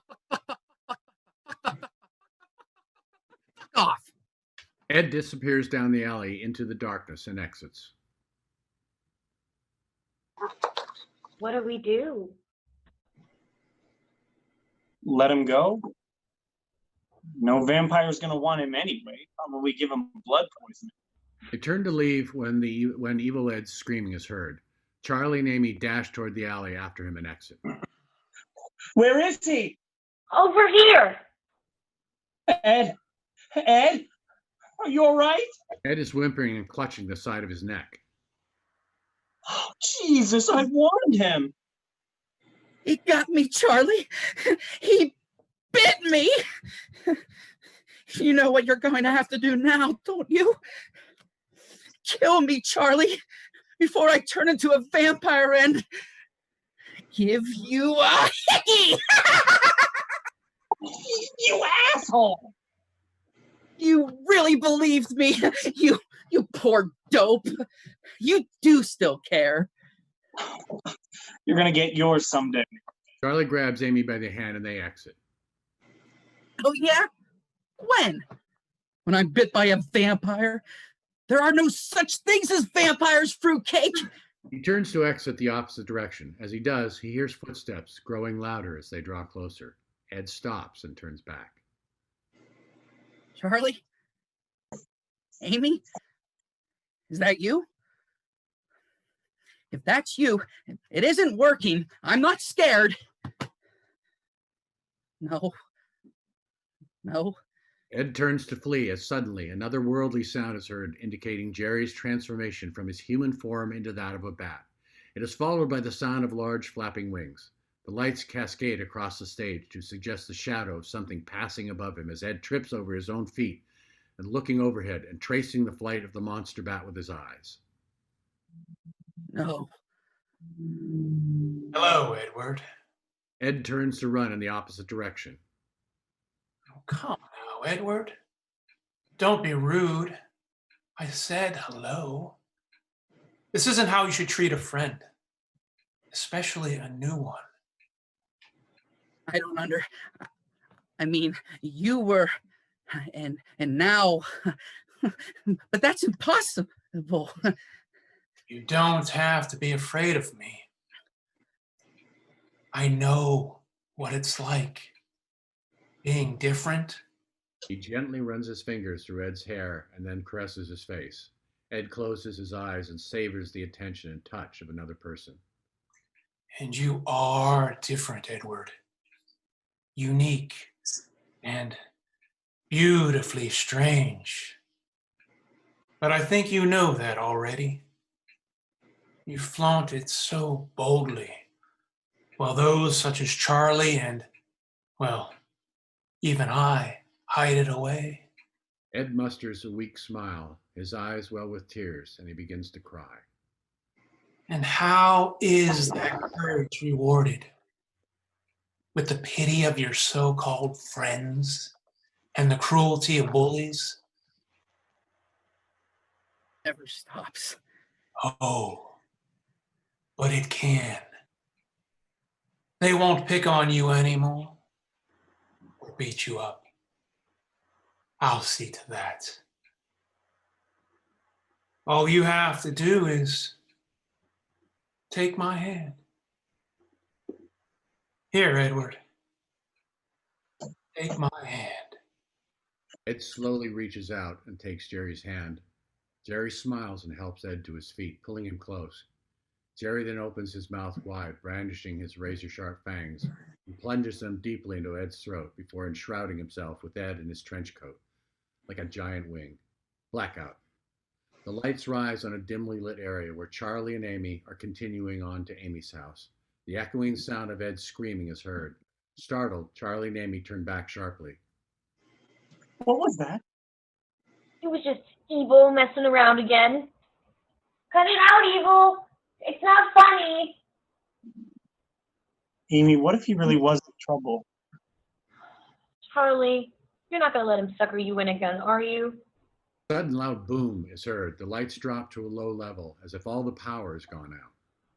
Don't tell me this is a power outage. Well, what else could it? Charley, look at that power box.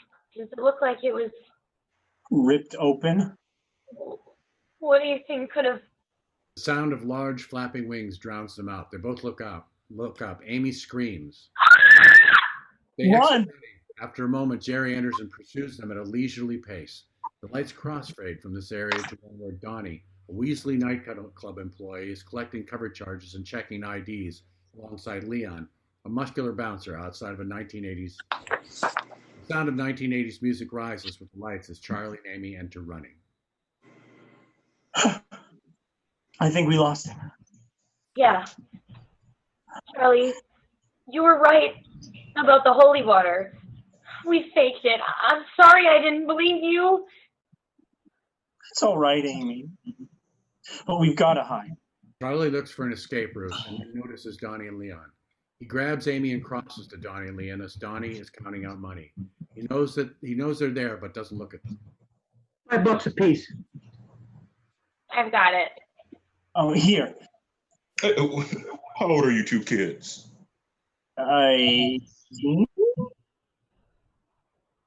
Let's see some ID. Charlie breaks free of Leon's grasp and crosses by the illuminated area with Amy in tow. Hey, you kids can't go in there. Listen, Donnie, you're supposed to look at the IDs too, right? Yeah, and you're supposed to look intimidating and keep your mouth shut. So both cocked up half the job. Now go get them. Leon shakes his head in frustration, turns and exits in the same direction as Charlie and Amy. Donnie looks out as if addressing more patrons. Hey, cover's $5. For you, honey, give me $3. Show me your path, and we'll call it 5. Jerry steps into the illuminated area. Fade to black. Act 1, Scene 14. The lights rise on the apartment of Peter Vincent. He is sitting in his large wingback chair, studying his now broken cigarette case and rocking in fear. The sound of loud banging on a door is heard. Peter turns his head toward the direction of the sound. More banging. Peter sets down the cigarette and hesitantly crosses toward his apartment door. He calls out in a loud whisper. Is it? It's me, Herbert. What do you want? Hurry! There's a vampire out here! Let me in! Come in, come in. Thanks for the invite. Took you long enough. Oh, what are we going to do? What are you gonna do? Ed pulls down his coat collar to reveal 2 small puncture marks on the left side of his throat. He then opens his burning eyes wide and exposes his fangs in a fearsome grin. Not me. I used to admire you. You know that? Of course, that was before I found out what a fake you were, Peter Vincent, the great vampire killer indeed. Don't run away, it's only me. Edward! Ed! Please! Call me evil. Everyone does. Ed runs at Peter. Peter turns and Ed falls on him from behind, opening his mouth wide to sink his fangs into Peter's throat. Peter straightens, pulls a cross from his pocket, thrusts it directly into Ed's face, slamming it into his forehead between his eyes. Ed's skin sizzles and cracks, smoke rising. He backs away, bent over, screaming in pain, his hands held to his face. He slowly looks up while Peter watches, frozen in horror. Ed drops his hands from his face, revealing a smoking sign of the cross branded onto his forehead. Then seeing the broken mirror in Peter's cigarette case, snatching it up and staring into it, seeing no reflection. He feels the cross-shaped brand with his fingers, and then looks at Peter in desperation. Is it bad? It feels bad. What have you done to me? You crossed the wrong vampire, old man. Crossed. Get it? Shit, I'm even funnier like this. Now that's really scary. Back! The master will kill you for this, but not fast. Slowly. Oh, so slowly. Peter advances on him, the cross held out in front of him. He backs Ed across the room, gaining confidence with each step. Back! I say back! Ed snarls at Peter, turns, and exits running. The sound of glass shattering is heard as Ed escapes through a window. Peter exhales heavily, supports himself in the back of a large wingback chair, and places his hand over his heart. Fade to black. Act 1, Scene 15. The lights rise on a payphone inside a night spot called Club Radio. 1980s music is pulsing in the background as Charlie digs Lennox's business card out of his pocket, along with a dime. He picks up the receiver, drops the dime in, and dials as Amy raises her voice to be heard above the din.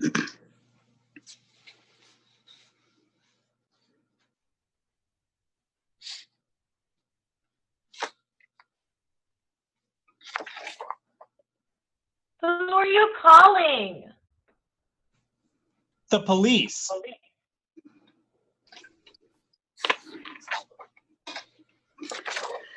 Lieutenant Lennox. That's my line. Who is this? I could barely hear you over that racket. It's Charley Brewster. Brewster. Oh, yeah. The zombie kid, right? Vampire, Lieutenant, vampire. And he's after us. Us? My girlfriend and me. You got a girlfriend? Yeah, Amy Peterson. Well, let it touch your Peter, son. Forget all about this ghoulish nonsense, huh? Seriously, kid, give me a break. You live on Oak Street, not Elm Street. Why are you wasting both our time when you could be getting laid? Lieutenant, this isn't a joke. Good night, Mr. Brewster. Oh, and I suggest you follow my advice. My best to the little lady. He hangs up the telephone. Charlie slams down the payphone receiver. He doesn't believe me. I'm scared, Charlie. I'm really scared. I'm not going to let him get you, Amy. I promise. You got Peter Vincent's number? He doesn't care about us. I paid him to be there today. Doesn't matter, Amy. We don't have any choice. Now give me his number. She reluctantly digs a piece of paper out of her pocket and hands it to Charlie. The lights crossfade from the inside of the nightclub to an area outside, illuminating Ed, Jerry, and Billy. Ed is rubbing the cross-shaped brand on his forehead as an angry Jerry grabs him by the jacket and pulls him close. What? What is that? At a cross, Master. Fool! I'm sorry, Master. You were given one simple task. Yeah, and he couldn't even get that right. I warned you not to turn him. And stop calling him Master, suck-up. Hey, Renfield, shouldn't you be building me a coffin? Satinling, too. I like to sleep naked, and I have sensitive skin. Insulted, Billy makes a fist as if to strike Ed. Jerry stops him. Wait in the Jeep. I know you're picturing it, you perv. You too. And it's true, you don't have to call me Master. Yeah, but it just feels right, you know? Ed looks down and notices that without even concentrating, he is moonwalking. I swear to you, I couldn't do this before. Ed exits as the lights crossfade back to Charlie and Amy at the payphone inside the nightclub. Charlie has the payphone receiver against his ear.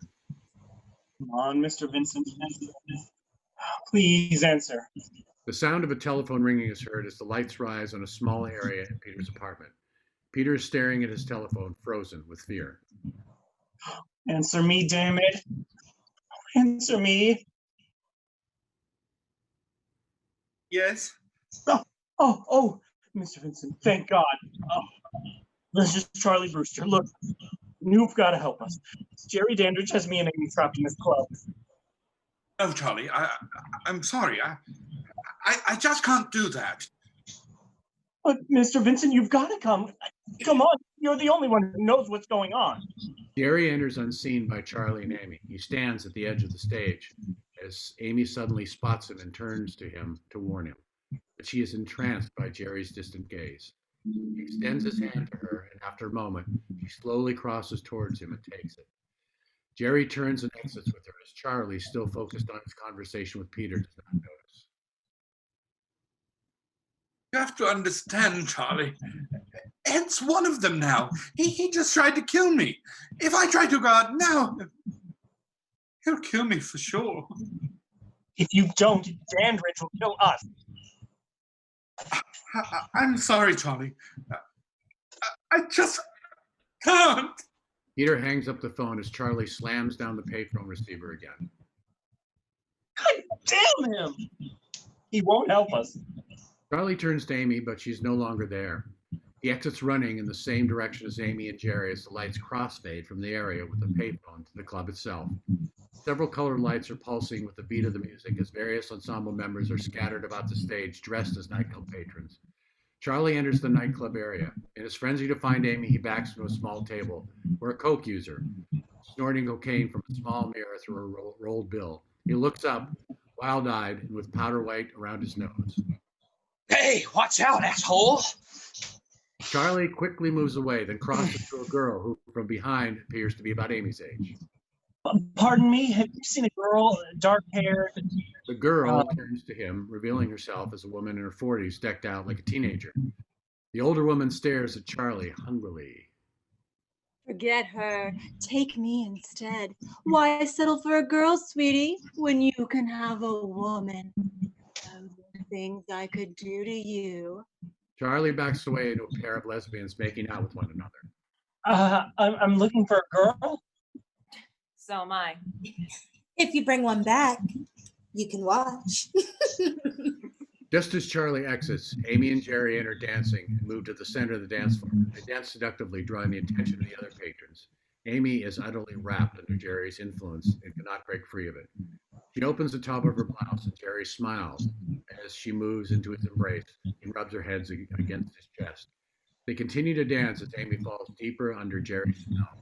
They stop, and Amy slides down Jerry's body toward his crotch. Charley enters once more and sees him. Amy! Charley?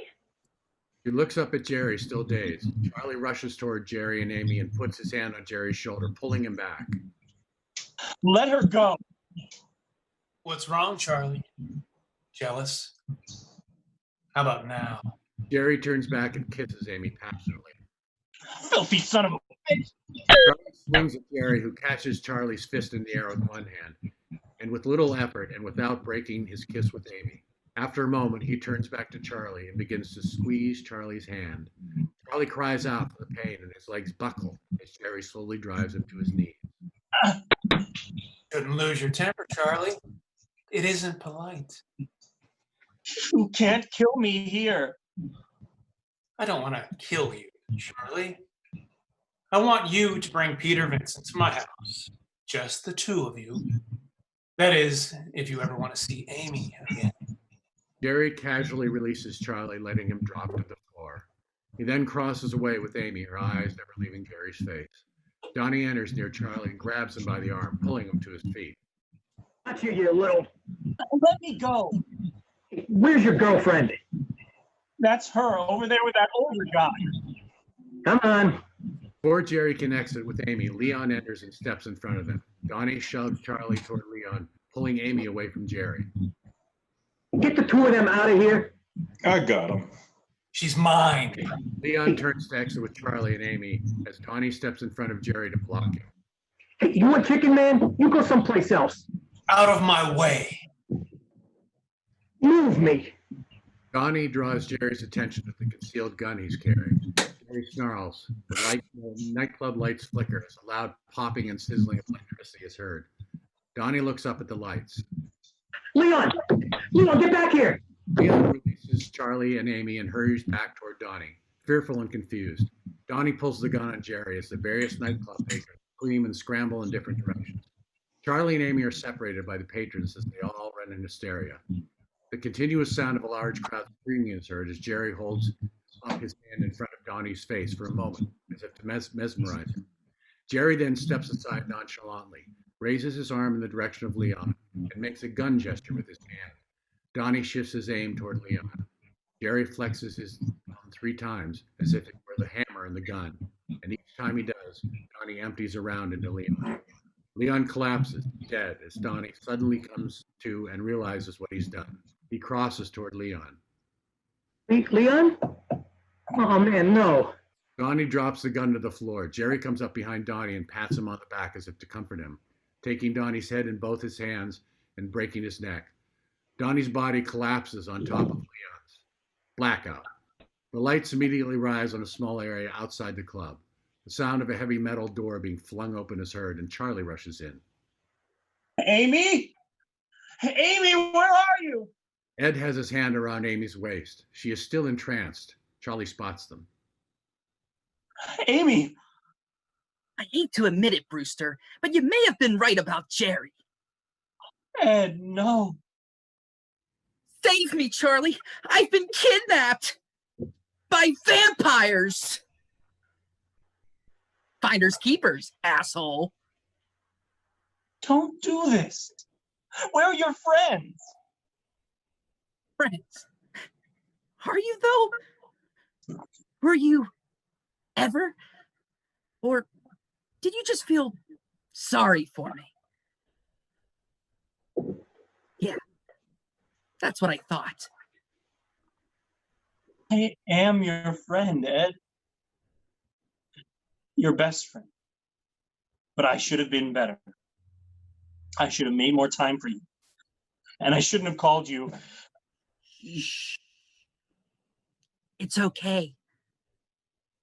I forgive you, Charles. After all, you're gonna die tonight. Yes, he is. It's the least I can do, right? If you hurt her, I'll kill you. Well, that's not very best frienderly now, is it, Chuck?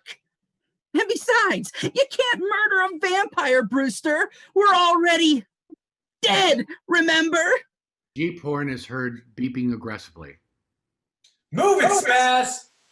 Oops, that's our ride. Amy! Sound of a Jeep door opening and then closing is heard, followed by a Jeep speeding off.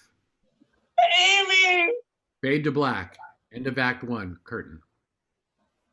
Act 2, Scene 1. Before the lights rise, the sound of loud, frantic knocking on a door is heard, followed by the voice of Charlie. Peter! Peter, open the door! The lights rise on the apartment of Peter Vincent. His large wingback chair has an open suitcase across it. The sound of loud knocking on a door continues as Peter enters wearing casual clothes and carrying a few articles of clothing. He drops them into the suitcase and then crosses cautiously toward the door with the same cross in his hand, which he used to burn Evil Ed. Who is it? It's me, Charley Brewster. Let me in, come on. Are you one of them? What are you talking about? Here. Peter thrusts his cross through the crack. Grab this. Come on. Peter, we don't have very much time. And Dandrige chased me and Amy all over town. He trapped us in this place called the Club Radio. What are you doing? I'm leaving. You can't. Oh, just watch me. But Dandrige has Amy. He says he's going to kill her unless we come to his house. Oh, my God. The police. I'll call the police. No, Peter, no. They won't believe you. I've tried. Peter, it's just us. We're going to have to save Amy. I can't. I was paid to be there today. I know. And you still want me to help you? Yes. You're Peter Vincent, the great vampire killer. Character in a movie. That isn't even my real name. I'm terrified. I'm sorry, Charlie, but I am. I can't do it alone, Peter. If you don't help, Amy is going to die.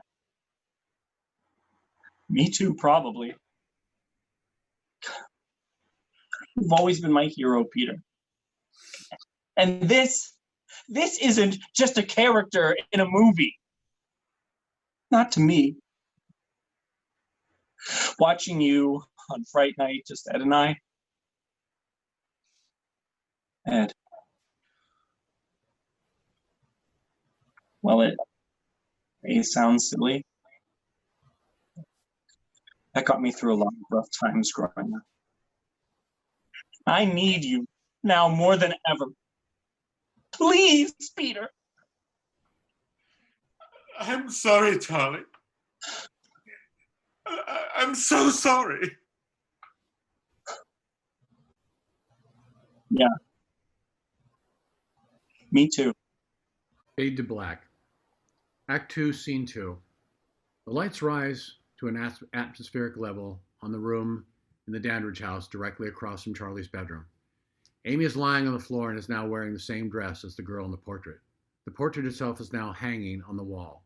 Jerry enters shirtless, complete with his burning eyes and fangs. He crosses to a tape deck and presses the play button as seductive music begins to play. As Amy slowly regains consciousness, she looks down at what she's wearing and begins to look around the room. She notices the portrait and gasps. You're someone I knew a long time ago. Where am I? Where you wanted to be. In my bedroom. Where's Charley? You don't really care. Liar. I love him. Am I lying, Amy? They begin to kiss passionately. Am I? Jerry reaches up and opens her dress to reveal her bare neck, shoulders, and back. Kisses the left side of her neck, and Amy flinches as if anticipating the bite. Jerry smiles again, amused by the ecstasy he is inflicting upon her, and then buries his fangs into her neck. Blood streams down Amy's back as the lights crossfade from Jerry's bedroom to an area outside of the Dandrige house. Charley is standing in the illuminated area, staring at the house and wearing the cross that Evil Ed gave him. After a moment, a hand falls upon his shoulder. He jumps with a start. What? He whirls to see Peter in his full Victorian vampire-killing regalia and carrying his vampire-killing case. Peter Vincent, ready to do battle with the undead. Peter, this is serious. I am serious. Here, hold this. Let's see. Flashlight, stakes, hammer. Ah, yes. Cross. What about Billy Cole? He takes the cross out of his case and puts it in his pocket. What about Billy Cole? How are you going to stop him? Peter produces a pistol. I'm going to use this. It is from Orgy of the Damned.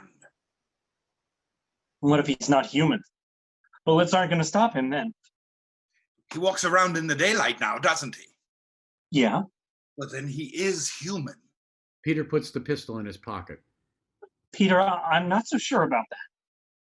Come on. Peter, you can't imagine how much this means. I want to thank you. Not now. What's wrong? Nothing. Nothing at all. Are you crazy? Not the front door. Let's go around the back and sneak in. Peter turns toward the side yard as the front door slowly swings open by itself. The sound of creaking is heard. Too late. They continue up onto the porch of the Dandrige house. I am Peter Vincent, the great vampire killer. I am Peter Vincent, the great vampire killer. They enter the Dandrige house. I am Peter Vincent, the great vampire killer. The door closes by itself behind them with a loud slam. They both jump. Peter is breathing heavily. This way. They cross toward the stairs to ascend to the upper level of the house. The sound of large wings flapping is heard coming from outside. Did you hear something? No. Let's come back at dawn. You see, he'll be asleep then. We'll have a better chance of getting Amy. Amy will be dead by then, too. Now, come on. Jerry enters, now fully clothed once more. He stands at the top of the stairs. Charley turns back to the stairs and sees him. Welcome to Fright Night. For real. Where's Amy? Up here. All you have to do is get by me. Peter, gathering his courage, pulls out his cross and thrusts it towards Jerry. Spawn of Satan! Oh, really? Jerry takes a step down the stairs, reaches out with his long claw-like fingers, and wraps them around the cross before crushing it. Peter is dumbstruck as Jerry takes the ruined cross from Peter's hand.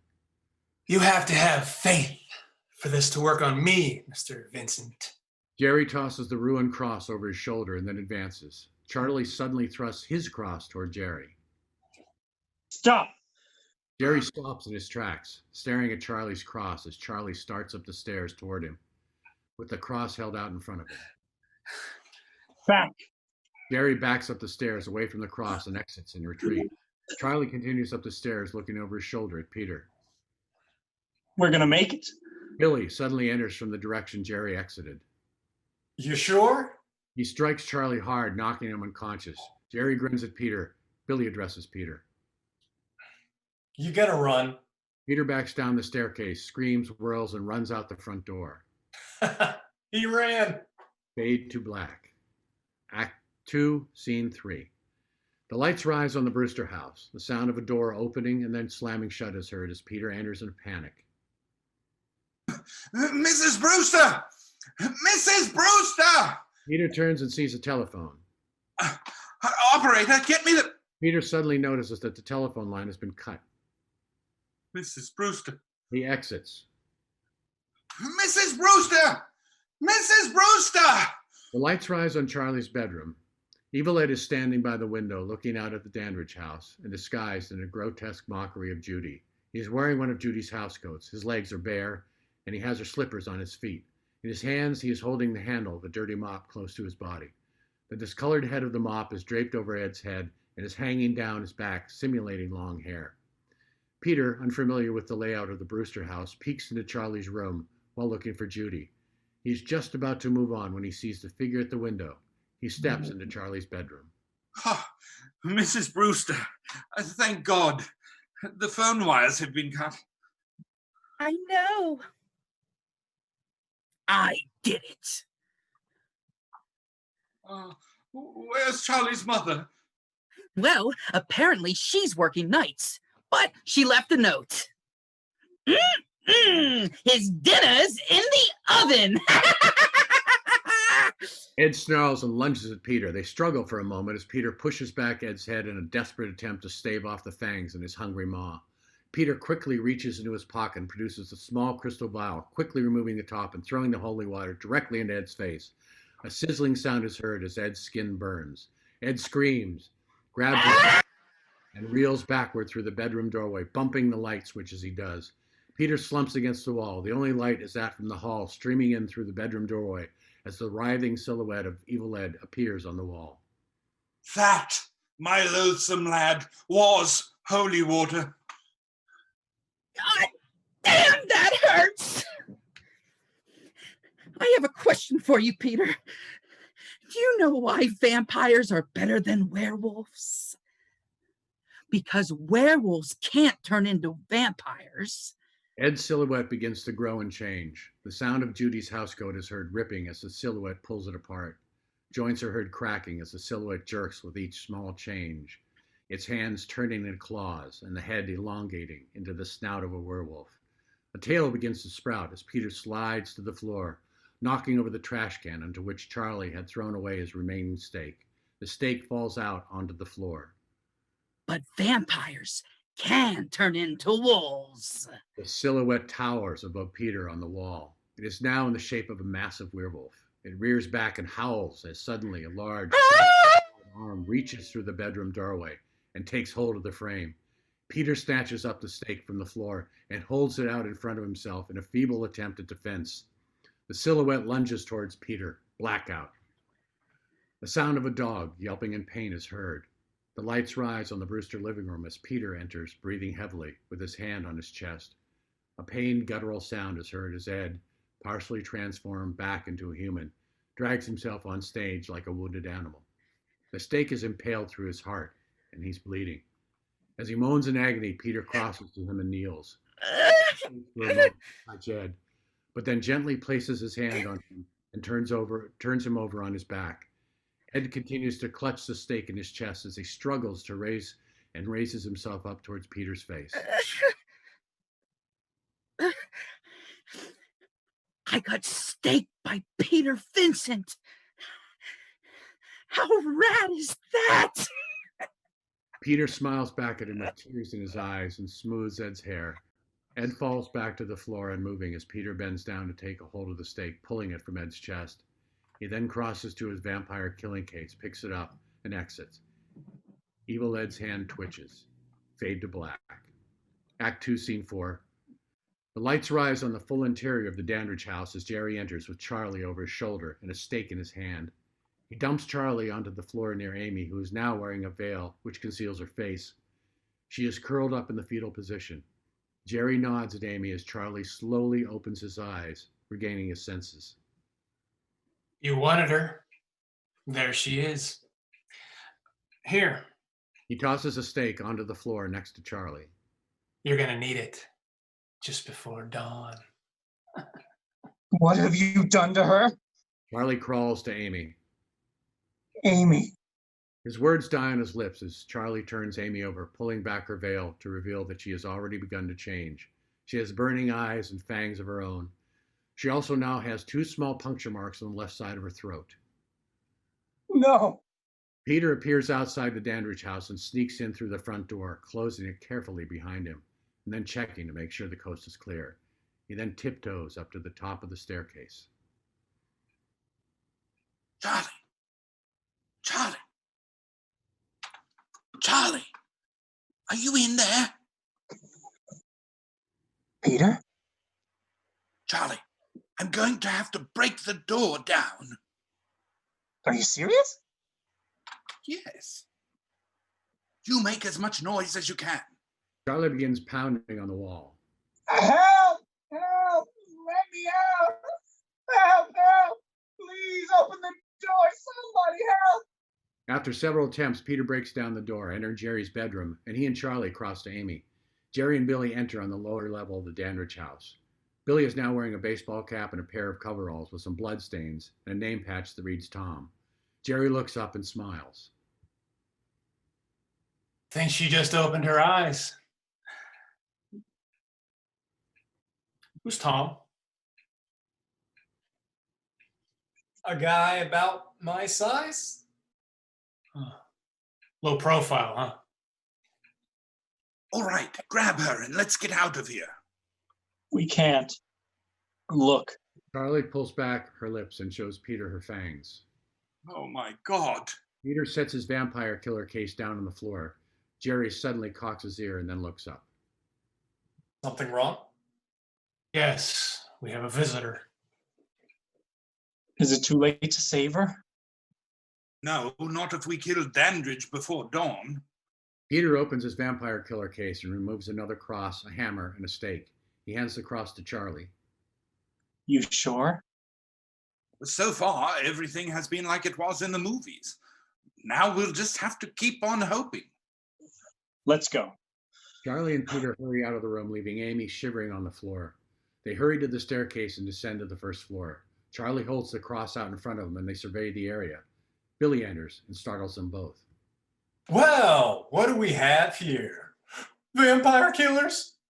Stop, or I'll shoot. I mean it. Don't force me to shoot. Billy does not heed Peter's warning, and Peter shoots Billy in the head. Billy collapses into a nearby chair, seemingly dead. Jerry enters on the second floor and begins to descend the staircase. Charley charges at him and drives him back with Peter's cross. Stop! Jerry throws his arm in front of his face and wails as he backs up the stairs. Ah! Come on, we have him. Jerry looks past Charley and Peter and down at Billy's seemingly lifeless body. He then looks back at Charley and Peter and flashes his fangs in a grisly smile. Do you? He turns and exits on the second floor. What did he mean by that? Nothing. He was just bluffing. Billy sits upright with a limp, zombie-like pitch. He rises to his feet as Charley and Peter spy movement in their periphery. They turn, see Billy standing there, grinning, and then squeak simultaneously in fear. I want to thank you, Charley, Peter. There are so very few people around whom I feel I can truly be myself. Peter fires again, this time into Billy's chest. Billy recoils slightly, but then continues toward them. I think I'm gonna miss you two. Peter fires again and Billy recoils. But you wouldn't miss me, would you, Mr. Vincent? Peter fires one final bullet. Billy recoils again. Well, Billy looks down at his chest and then back at Peter. Not at this range, anyway. Billy laughs at himself and then grabs Peter by the throat before he can fire again, forcing him to the floor. No! Charley jumps on Billy's back, throwing his arms around Billy's neck to pull him off of Peter. As the three struggle, Peter reaches for something in his pocket. Charley! Charley! His mouth! Peter pulls a holy wafer out of his pocket. Pry it open! Peter assists by pulling Billy's jaw downward. Once his mouth is open, just wide enough, Peter forces the holy wafer in and pushes his jaw closed. Billy stumbles back and Charley releases him as Billy clutches at his throat and starts to convulse violently. Charley and Peter watch in horror as a vile ooze begins to emanate from Billy's body. A fetid ichor issues from his mouth as he gurgles out a scream, then tears open the front of his coveralls, exposing his gory ribcage, which sprays torrents of foul liquid before he collapses to the floor, dead at last. Charley stares at Billy's remains, his mouth agape. What the hell was that? Holy wafer. What the hell did you know would work? Charley, please. I'm Peter Vincent. You didn't, did you? I did, in fact, not. He wasn't human. No. What was he then? Demon? A familiar? They call him a ghoul. Who's to say for certain? Only his creator, I suspect. Amy. Peter picks the pistol up and puts it back in his pocket. Charley and Peter head back up the staircase and cross into Jerry's bedroom. Charley kneels next to Amy to examine her. Peter, she's worse. We're running out of time. They exit Jerry's room as the voice of Jerry is heard echoing, as if only in Amy's mind. Amy, awake. I command you to awake. Show me how much you love me, Amy. Kill them. Both. Amy sits up in response to her master's commands. Charley and Peter enter once again and cross the hall to the top of the stairs. A dull thud is heard above them, and they look up at the ceiling. He's in the attic. I'm going up there. Charley exits in the same direction they entered. Amy screams. Peter turns and heads back towards Jerry's bedroom. When he reaches the door, Amy springs up and lunges at him. He pulls the cross out of his pocket and drives her back as she cries out in pain and covers her head with her arms. Peter closes Jerry's bedroom door, crosses back to the top of the steps, and calls out for Charley. Charley! He's not up there. He crosses to Peter, pacing in frustration as the sound of large flapping wings is heard. Look out the window. He's going downstairs. Charley starts to descend the staircase. Suddenly, the sound of glass shattering is heard, and Jerry leaps on stage, landing very near Peter and spraying the floor with tiny shards of glass. So, just the two of us at last. Stay back! Peter thrusts his cross out toward Jerry. Back! You have to have faith for that to work, Mr. Vincent. Remember? Peter continues to hold his ground, lifting the cross up higher, staring defiantly back at Jerry, refusing to drop his gaze. Jerry suddenly jerks to a halt, staring with dawning fury at Peter, realizing that Peter has recovered his faith. He stands there, stymied and snarling, as Peter's confidence grows with every line he utters. I remember that I am Peter Vincent, of Beast of Budapest. I am Peter Vincent, of Creature from Carpathia. I am Peter Vincent, of scream for your supper. I am Peter Vincent, the great vampire killer. And you, Mr. Dandrige. Peter is interrupted by the sound of numerous clocks chiming and cuckooing for 7 a.m. Peter looks all around, then smiles and looks back at Jerry.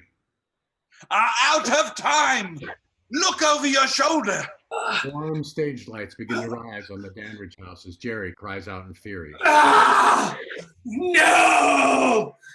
With a flap of his coat, he throws himself off stage in the direction he entered. The sudden otherworldly sound of Jerry transforming from his human form into that of a bat is heard, followed by the sound of large flapping wings. Peter runs down the staircase and shoves Charley out of his path. Back! Peter grabs his cheek as if he had been clawed by the bat and rushes to Charley's side and helps him to his feet. Are you all right? Yeah. Quick, he's in the basement. Charley turns No, to wait. pursue the bat, but Peter grabs his arm. Wait, that may be precisely what he wants us to do. Follow blindly. It could be... The staircase could be booby-trapped, like the one which led down to the crypt in... Carnage Castle. Precisely. And such an obscure title from my resume. Bravo, Charley.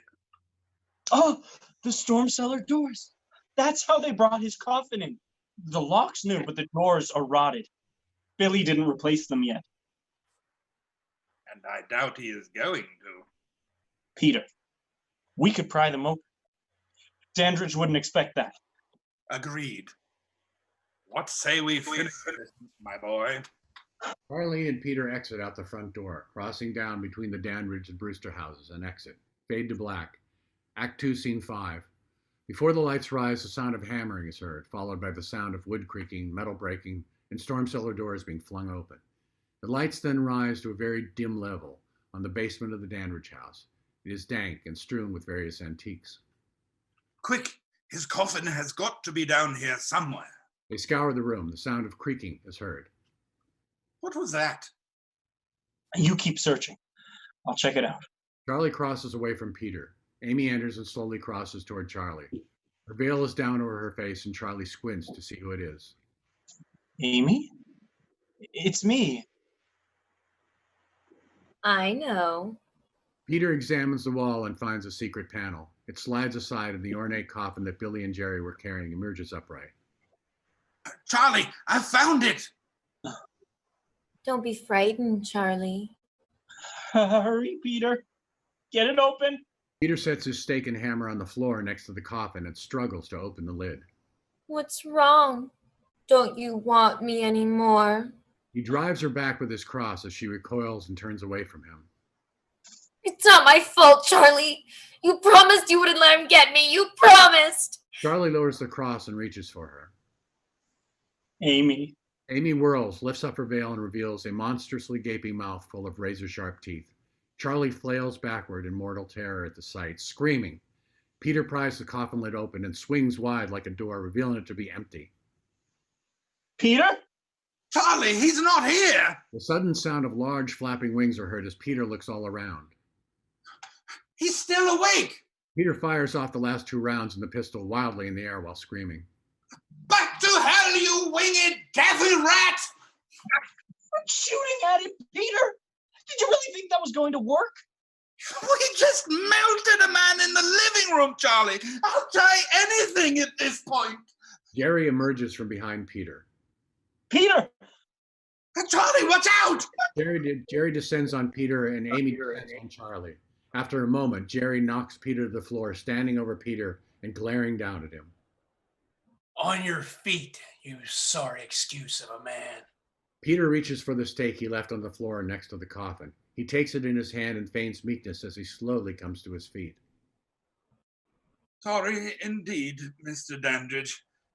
To be a great vampire killer.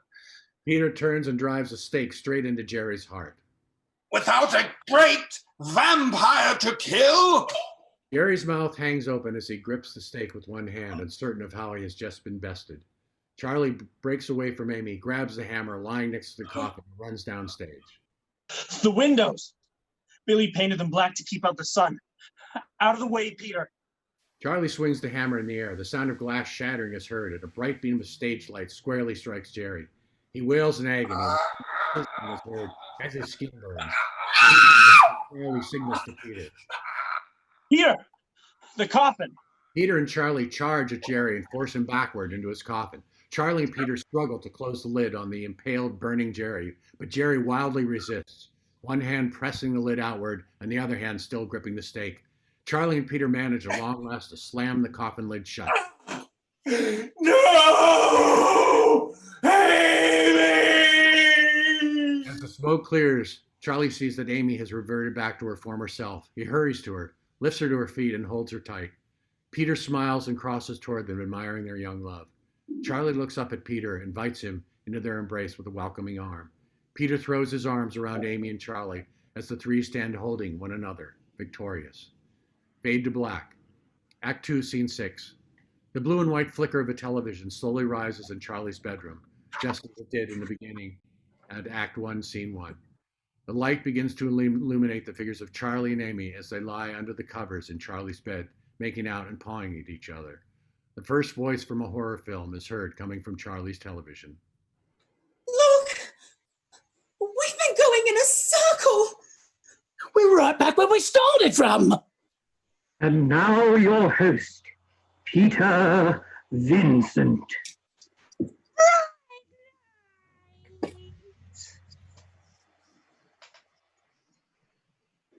The lights rise on an isolated area on the opposite side of the stage, illuminating Peter Vincent on the spooky set of Fright Night Theater. This is Peter Vincent, back once more with you as host of Fright Night. I thought I'd let the vampires rest for a little while. Peter winks into the television camera. Right, Charley? Tonight, the threat comes not from beyond the grave, but from beyond the stars. As alien beings stalk an unwary summer camp in Mars Wants Flesh. I do not star in it. Screeching monster sounds and the sound of a woman screaming are heard, coming from Charley's television. The lights fade on Peter and Fright Night Theater. Charley gets up, crosses to the television, and shuts it off. As he turns back to Amy, something catches his eye through the window. He does a double take and then looks out into the window of the former Dandrige house, directly across from his own. Charley, something wrong? Nothing. He jumps into bed with her, and the two begin to kiss passionately as the lights fade on Charley's bedroom. In the blackout, a pair of red eyes appear in the dark room in the former Dandrige house, directly across from Charley's. The maniacal laughter of Evil Ed is heard. Oh, you're so cool, Brewster! The red eyes disappear in the blackout. Curtain. End of play.